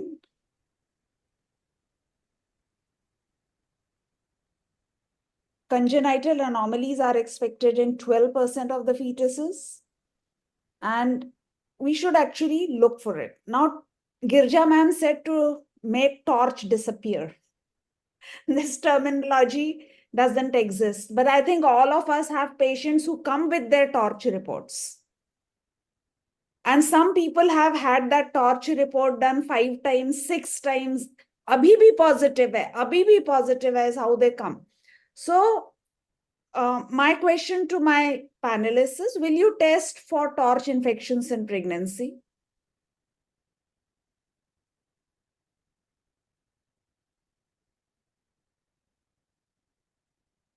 Sweta ma'am? Ma'am, not for the low risk and all, not as compulsorily for every antenatal patient. We can check torch panel screening we can do for those who are suspected of complicated congenital infections. Means in the ultrasonographic report, we are getting some signs of infection or pregnant patients coming with some maculopapular rash or fever or some signs of infections. In those high-risk patients, we can go for the screening. Dr. Prerna, you want to add anything? What are the indications for testing? What are the indications? Dr. Sweta has already said high-risk cases. Any other indication? Yeah, the patients with the recurrent pregnancy loss, we can say we can go for torch panel in those patients, in those ANCs. Okay. Chinmayee ma'am, you want to say something about that? I think I agree with what Dr. Sweta said, that we won't do it routinely for everybody in pregnancy. But like I said, if she comes pre-pregnancy, we check the rubella IgG. If she comes in pregnancy with either a fever or with a rash or an ultrasound finding of ventriculomegaly, polyhydramnios, unexplained IUGR, calcifications in the viscera, large placenta, anything which raises. So many of the times we do the torch to rule out torch infection. And in case we find an IgM positive or a changing what we call as a rising titers or something like that, or a low avidity report, then again you can do an amniotic fluid, and in the PCR you can check for these organisms. So there is torch PCR available. So the only role of doing torch in pregnancy is if there are ultrasound markers. And the reason we had to take it out of obstetrics and all at that time was because we were doing it for recurrent pregnancy loss. So for recurrent pregnancy loss, we don't do any more torch. Okay. So when and how often will you test? That you've already answered, that it will depend on the avidity. Means you do the test. If you see ultrasound markers, in pregnancy, if you do with avidity. That is another important thing. If you do in pregnancy, then do IgG, IgM and avidity all at the same time. So one thing I would like to ask you here is, which lab is doing avidity? I don't think we should name the labs here in No, ma'am, CME, but actually there are here good many number of labs people are not doing it. All our standard labs are doing avidity. Okay. So all standard routine labs, whatever comes to your mind right now, most of them are doing avidity.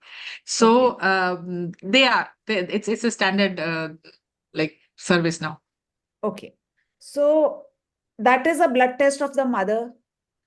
When is amniocentesis indicated? Any of my panelists want to answer that? Dr. Suhasini?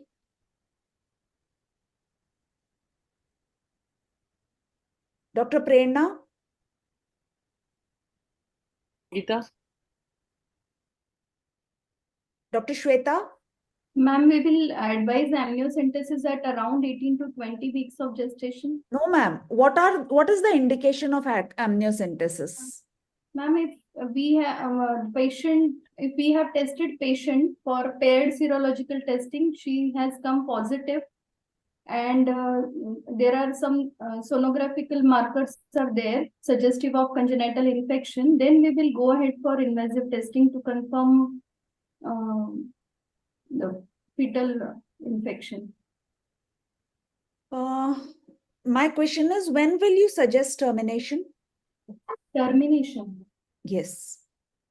You've done an amniocentesis. She does have, say she has a CMV infection. Okay.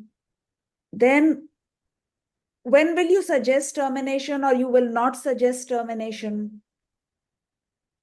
if by sonographic picture we are the fetus is grossly showing gross defects, whether neurological or limb defect or any kind of defects, and PCR is positive, then we can advise termination up to 20 weeks, ma'am.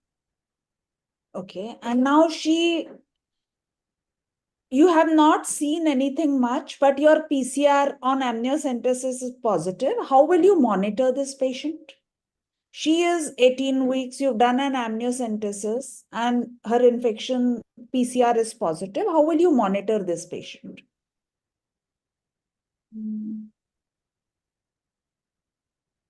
Ma'am, we will repeat after 4 weeks the IgG, IgM serological test. Pragati, would you like to say something? Dr. Pragati?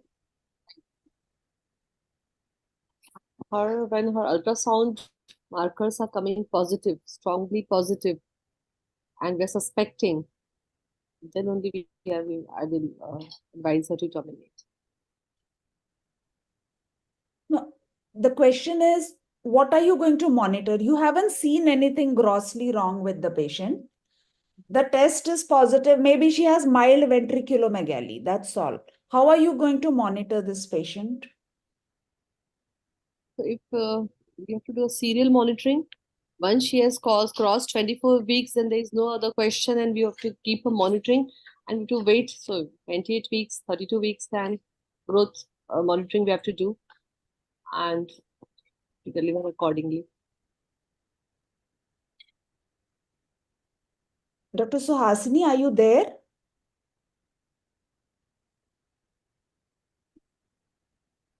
Dr. Sweta, you want to add something? No. Dr. Prerna?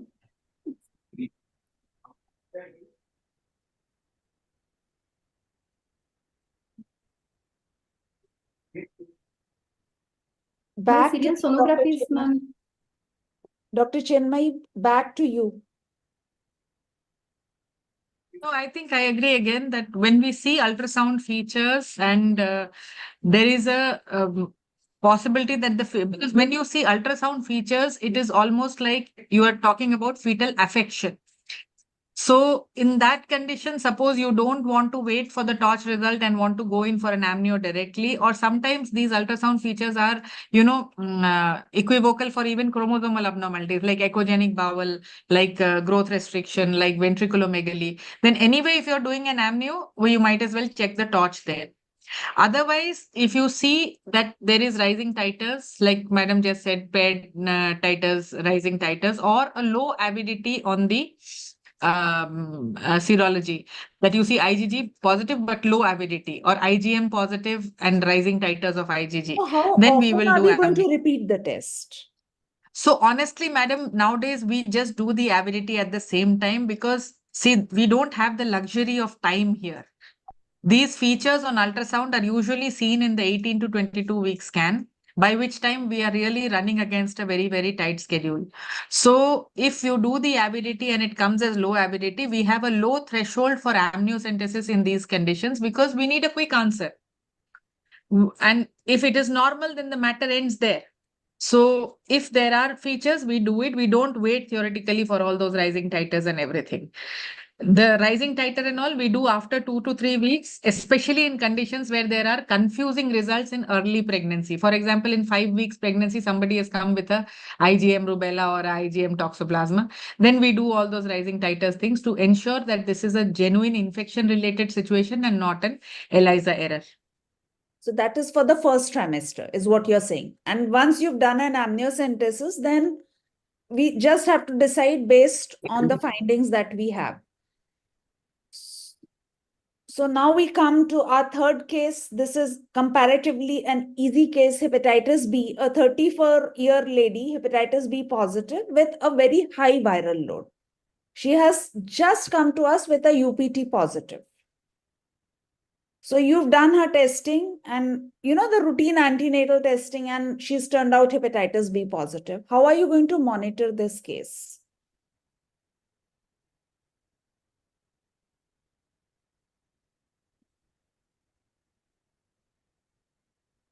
Yes, Dr. Prerna, you are muted. You are muted. Unmute yourself, please. Yeah. HBsAg, being HBsAg positive is like a very common scenario that we come across in government setup as well as in private sometimes. And if she comes to be positive, then we have to say whether there are any active, if she's having any active disease or active symptoms associated, like cirrhosis. And then we can monitor her or give treatment with in joint collaboration with the physician or medical person. And if she is HBsAg positive diagnosed during her pregnancy, we can go ahead with other tests like HBV DNA and see her the viral load, and then we can treat. She already has a viral load above 200,000 copies. So now what are you going to do? Then we need to treat her. After having such, yes, after that we should she wants treatment. So what are you going to do? How are you going to treat her? Antiviral treatment for this can be given.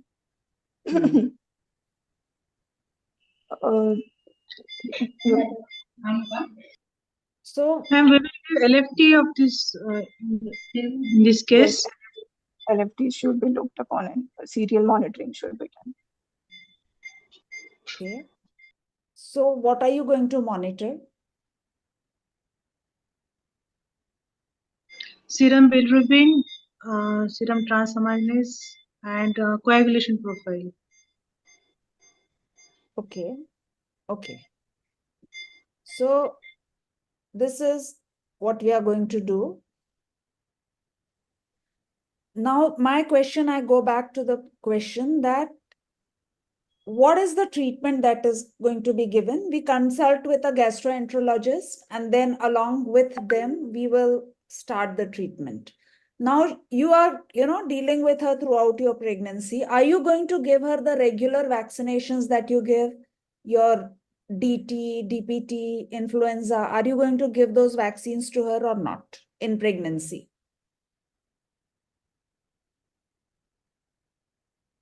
Yeah, we have to do regular treatment as a regular ANC.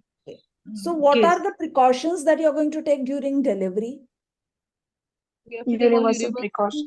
Yeah, universal precautions should be taken.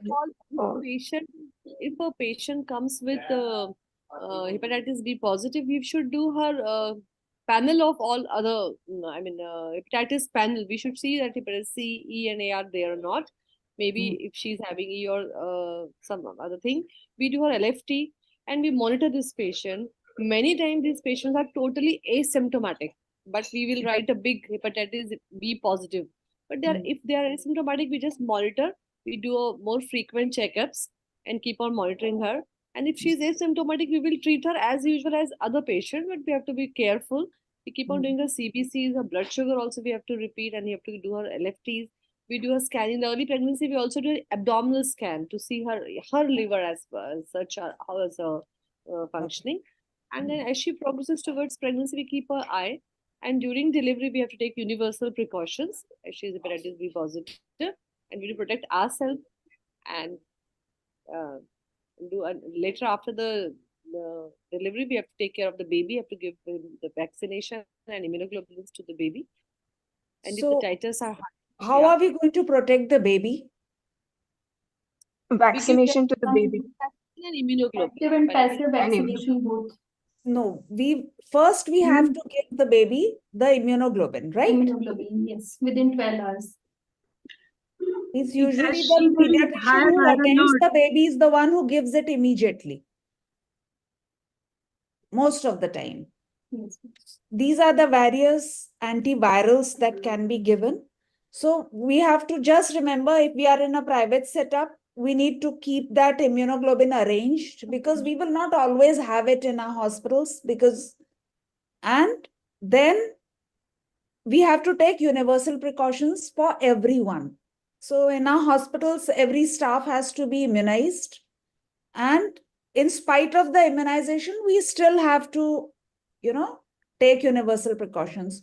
So thank you, Dr. Pragati, for that. Any of the panelists want to add something to this? I just want to ask one question.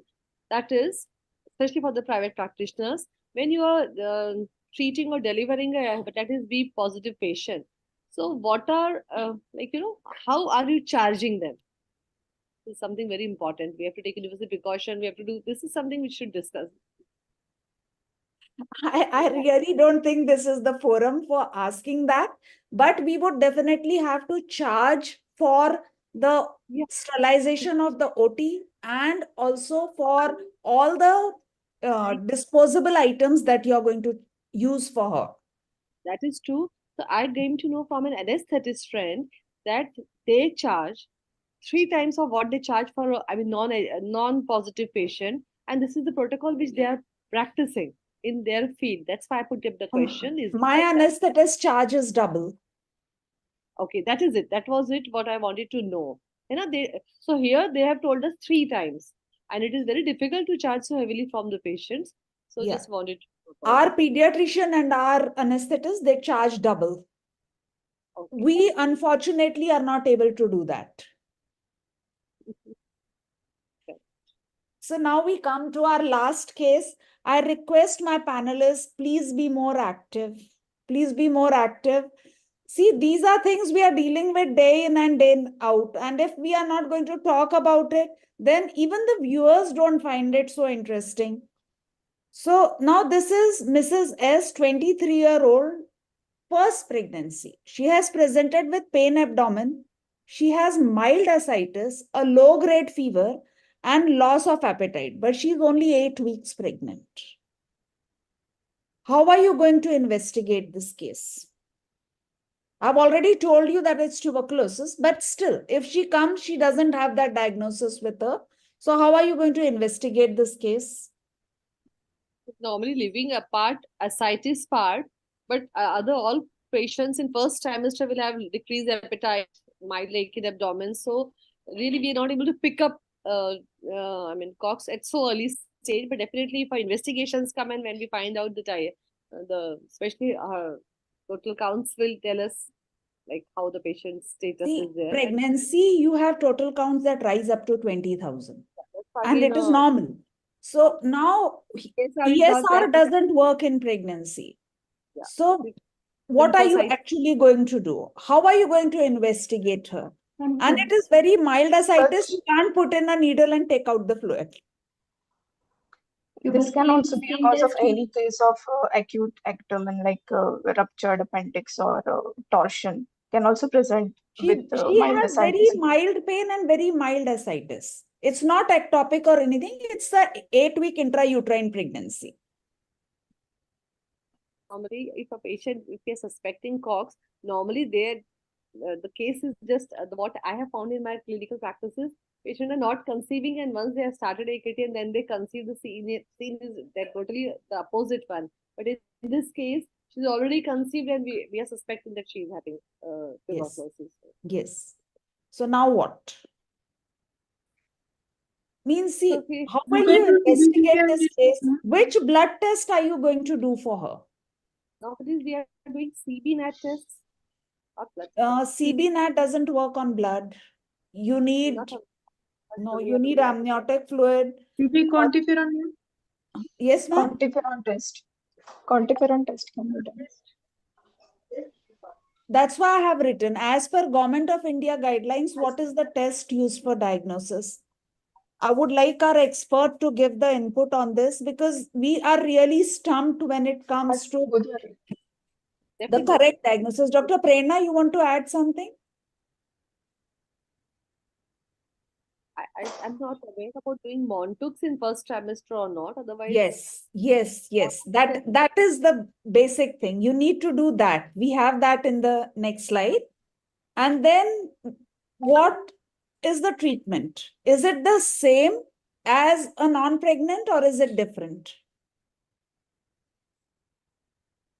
So we had a hysteroscopy carnival 2 days back. An expert from WHO has said that they can use all the drugs throughout in the pregnancy, even rifampicin. I stood up and asked the question. So then you don't have to withdraw the drug and you have to give all the 4 drugs.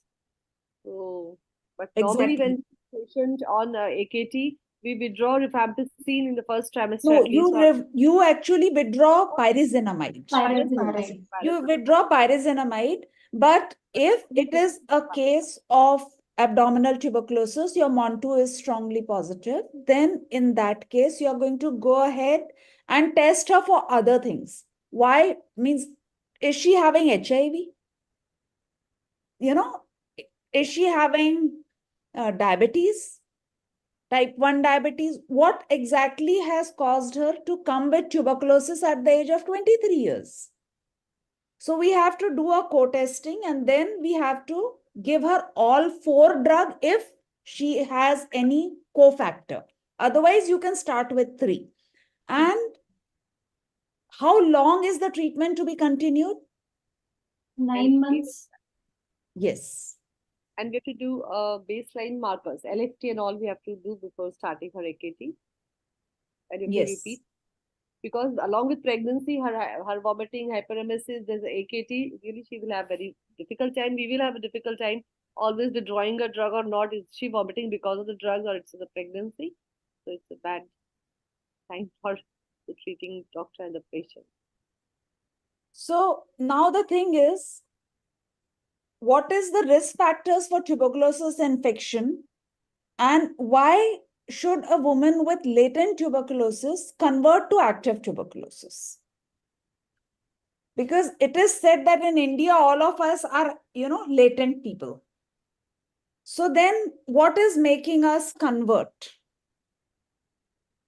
So it's contact with active tuberculosis, somewhere where it is endemic, high risk setting, healthcare facility working with patients of tuberculosis, living in shelters or in a nursing home or a vridhashram where actually a lot of people live together and their health is not exactly a priority.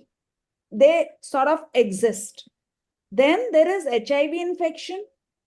If there has been tuberculosis in the past 2 years, if there is IV drug use, or immunocompromised due to any reason.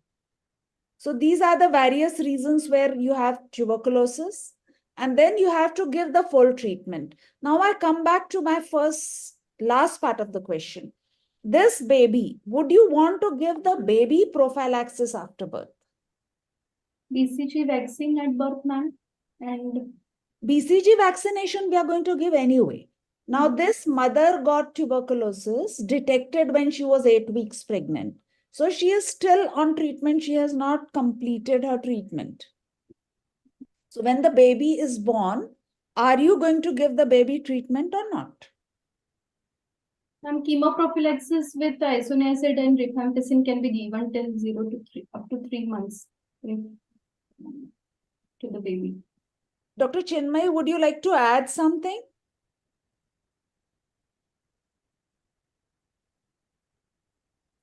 So pyrazinamide is only given if she has extrapulmonary disease, as in this case, and if there is co-infection with HIV. Okay, so we would like to give the baby simple isoniazid for 3 months. Okay. So I just want to confirm that we can do Montoux test in pregnancy if we are suspecting tuberculosis. Yes. And it is relative.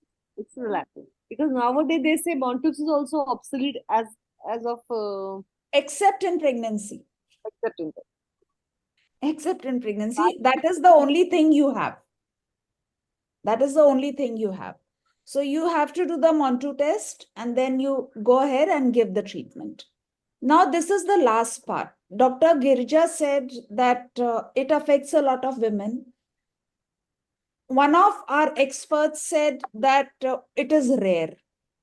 I think we need to start looking with more concentration because syphilis is killing 500,000 babies every year. So 500,000 means 5 lakh babies is not a small number. So now Mrs. C, 28 years old, Gravida 3, Para 1, SB1 and abortion 1. She has presented at 6 weeks for checkup. She is advised a routine antenatal test at first presentation. What is the test that you're going to do to diagnose or rule out syphilis? What is the first test that we do for syphilis?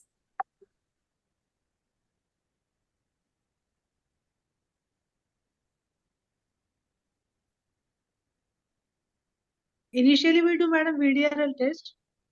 Yes. If it comes positive, then we have to do RPR.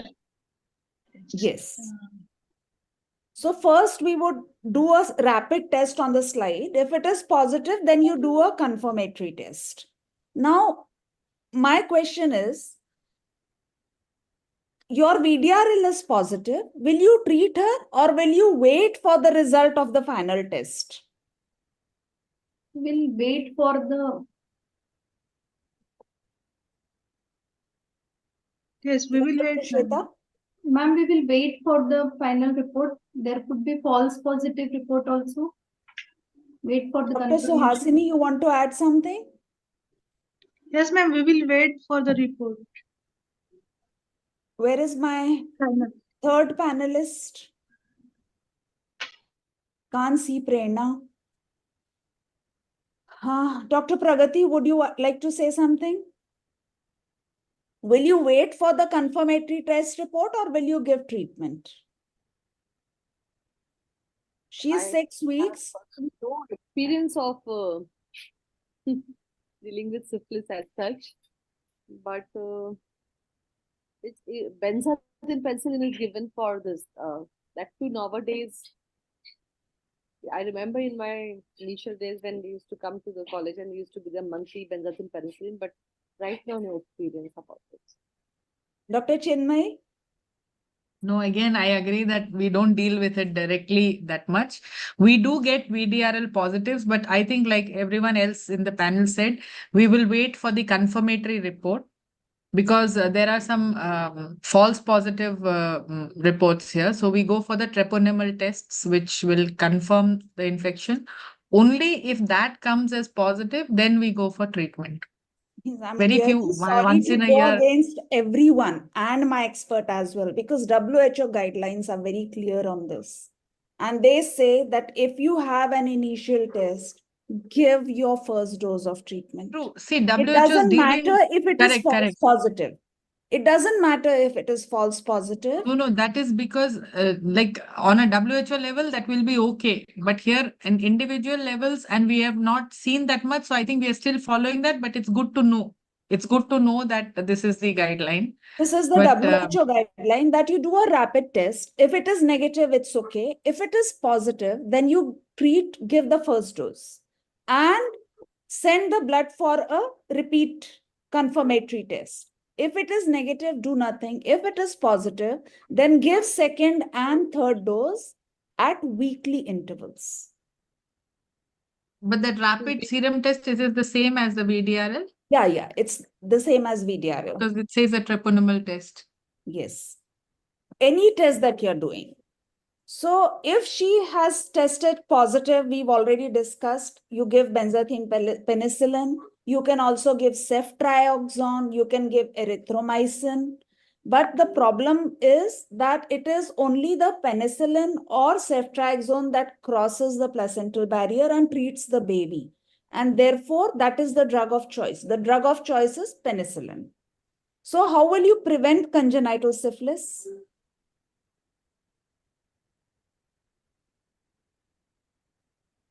It's upcoming because kids are getting more sexually active these days. Syphilis and gonorrhea are making a comeback. We need to test them more often. And we need to be aware what to do if it turns positive. So how are you going to prevent congenital syphilis? I think I gave the answer when I spoke about the injection. Benzathine penicillin we will give, ma'am. Benzathine penicillin or ceftriaxone can be given. Or erythromycin will give. Erythromycin does not cross the placental barrier. So it does not treat the baby. So it is definitely not the first drug of choice. Okay, that we have to remember. So I just wanted to add, I have not seen a patient with syphilis, but I have seen a baby. My husband is pediatrician. We have seen a 4-year old baby who came with positive test, and he had typical hachis and teeth and all the all classical features were seen, and he was given benzodiazepine prophylaxis, and then the case improved. So would you treat her partner? We need to treat. You have to screen the partner, and even that, madam, that VDRL actually is a non-treponemal test. So I think we should do a treponemal test first before we start treating, because VDRL positive is pretty common. See, reactivity of serological tests by stage of syphilis and effect of treatment. So you have early and late, and this is from the WHO chart. Yeah, so it is the treponemal test being positive when you start treating. What the recommendation is? This is just the detail of the and this is when the rapid test is positive, give 1 dose. That is what so they that say. rapid test is a treponemal test. Rapid serology of a treponemal test, RST. Not VDRL. You mean to say Not it's not VDRL. just VDRL positive? You mean to say if VDRL is positive? Because the VDRL itself, I You think, need is to a do a slide test for treponema. Like we do a pregnancy test. There are slide tests for that. So you do the slide test. If that test is positive, treat. Which is a treponemal test. Yes.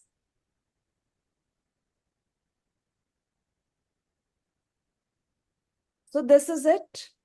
And treatment is based on the stage of syphilis, primary, benzathine penicillin, late syphilis or unknown duration. You give 2.4 million units weekly for 3. If first has been given previously, you still repeat the other 2. All of us are basically terrified of penicillin. We are. Means let us face it. Because when I was a kid, I saw a school teacher being tested and given penicillin, and he just fell down and he was gone. So that fear is there. But we do have ceftriaxone with us, which can be given for the full dose for 7 days. I had an interesting case once where a couple came and the first child was treated. She was VDRL positive, and the first child was given penicillin after birth. The child died within few days. Then the second child was born, and I don't know why they again gave penicillin, and that second child also died. It was really surprising. And then she came to us in the third pregnancy, and she was still VDRL positive. And I think once they are positive, they remain positive. They remain positive for 2 forever. years. So that time we sent to an infectious disease specialist who said it is not necessary. I mean, let the child be born and we'll see the condition and then we'll see. So that in that pregnancy, we had kind of told them, don't take. So she got delivered. She didn't take penicillin. Baby is okay.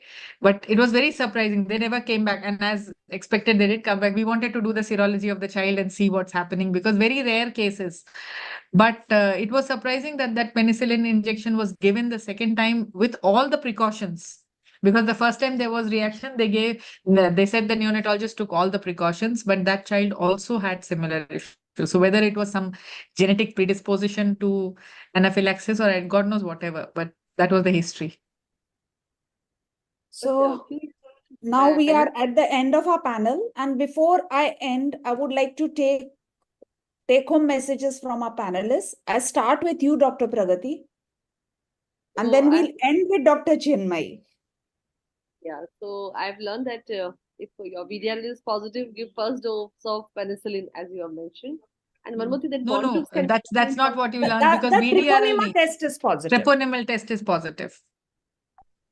But normally we are not sending treponemal test, but now onwards we will start sending a. If VDRL is positive, then better send treponemal test to confirm. We do go for HIV and we go for tridot test when these come positive, but now we let treponemal test in our panel. Thank you. And even one more thing, that is Montux can be done in first trimester, and it should be done and should be encouraged, which we are, nowadays a bit forgetting. To diagnose tuberculosis is really a big dilemma. What to do and what not to do, and it's really Dr. Prerna is not here. Dr. Suhasini? Prenatal counseling with regular cases with vaccination, pre-pregnancy counseling for vaccination to avoid the chickenpox infection. And rubella. Yeah. Mantoux test is you can conclude to diagnose the tuberculosis infection in pregnancy. And where to continue pregnancy even if the patient is positive, and we can give anti-tuberculosis treatment. Thank you, ma'am. Thank you. Dr. Sweta? Ma'am, one thing I would tell is we'll do IgG rubella and IgG varicella for patients coming for preconceptional counseling. This is one important message which I will follow in my practice. And for ultrasonographic findings which we get, especially calcifications, very few things which many times get ignored. I will go for the investigations and this antibody and RPR testing and serial monitoring by ultrasonography. And immunoglobulin administration in HBsAg positive patient immediately after delivery. So that if I have a patient, if I'll get a patient who is positive, so beforehand we'll make arrangement for the immunoglobulins for the prophylaxis of baby. One point I would like to add here is that, all of us are not so great as fetal medicine specialists. Here we have Dr. Chinmayee to help us out. So find out the nearest fetal medicine specialist that you have and don't hesitate to take their help. Like we are taking her help here on everything that we have a doubt about. So we can always involve the fetal medicine specialist whenever we have a doubt about anything. So with that, over to you, Dr. Chinmayee, for your last final words. Thank you very much, madam, for being so kind to fetal medicine specialists. But in addition to fetal medicine specialists, I think the infectious disease specialists as well as your microbiologists, I think it's time that we work in tandem with them, because the serology is very important, but at the same time, serology can confuse us. And very many times, especially after COVID, we had a surge of rubella IgM positive results on TORCH. Maybe just by chance, maybe coincidental, but I don't know. We did have a few doctors who came back with a rubella IgM positive, which never turned out to be anything, because after some time also the serology remained the same. So the only common thing they had between them was they all had COVID. But at that time, it was such a mayhem that we could not really allocate it to it. So serology can be positive for many reasons. Let's not get worried with it. And I honestly cannot remember all these drugs and their effects, and drugs keep changing. So always work with a physician or an infectious disease specialist if you have, so that, you all do the right thing by the patient, because guidelines will change. Syphilis we'll see so rarely, we won't remember all the time. So it is best to work as a team. Just like all other conditions, this also needs multidisciplinary input. And these kind of CMEs always help. So thank you, Dr. Asha, for bringing us all together and reminding us to revise these things. Thank you. Thank you. Thank you. So we are at the fag end of our webinar. I hope everybody has something to learn from it. I have enjoyed myself, and I hope you've also enjoyed yourself and learned something, hopefully. So I request for your blessings for my candidature for Chairperson, Food, Drug and Medico-Surgical Equipment Committee, FOXY, year 2024. Namaskar. Kindly nominate me and vote for me. And best wishes, Dr. Asha, and definitely you're going to go through it. It was very interesting, thought-provoking session. We have learned a lot. Dr. Chinmayee, you have added so much to our day-to-day practice. One more thing which I have learned today is not to get panic if a chickenpox positive patient comes in first trimester, because patients are also panic, and they also panic. She's sitting in OPD, she's indoor, all the other patients are there. So we should counsel them and should really work with patients. This is what I do. When I started fetal medicine practice, my I was talking to a gynecologist and she said, fetal medicine wale kya karte hain? Khali bacche ko kab marna hai ye batate hain. So that sort of, struck me so hard that a fetal medicine person's job is how to save the baby and not how to kill the baby. So let us keep saving the baby as a priority rather than, when to terminate. That should not be our first thought. Dr. Chinmayee, you want to say something? No, I completely agree. So, a lot of people come and they say we came to fetal medicine clinic. They say that by mistake, but I always feel we are very short of converting fetal medicine to fetal medicine.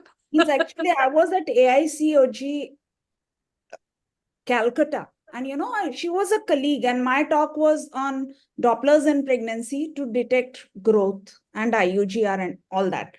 And she said, "Kya karte fetal medicine wale?" It was like, literally a slap. It's okay. So I think let us all think for the mother and for the baby and not terminate at the first sign of anything might be wrong. Let us at least prove something is wrong before we suggest and go ahead with that termination. Okay, so Sure. Thank you. Thanks a lot. It's been very Thank you, enlightening. everyone. Dr. Girija ma'am is still here. Thank you, ma'am. So thank you. Thank you, all my respected panelists. Thank you, Chinmayee, for always being there to help. Thank you, ma'am. Thank Bye you, bye, Dr. Prerna. Pragati. See you all in Hyderabad soon. Yes. We are waiting. Thank you, ma'am. We'll be there. अच्छा मौसम बना रखा है हम लोग ने आपके लिए. जल्दी Bye आए. bye. Bye, bye. आइए. Bye. Prerna, you can end it, please, Tirth. Okay, ma'am. Thank you. Namaskar, Shubh Ratri, good night.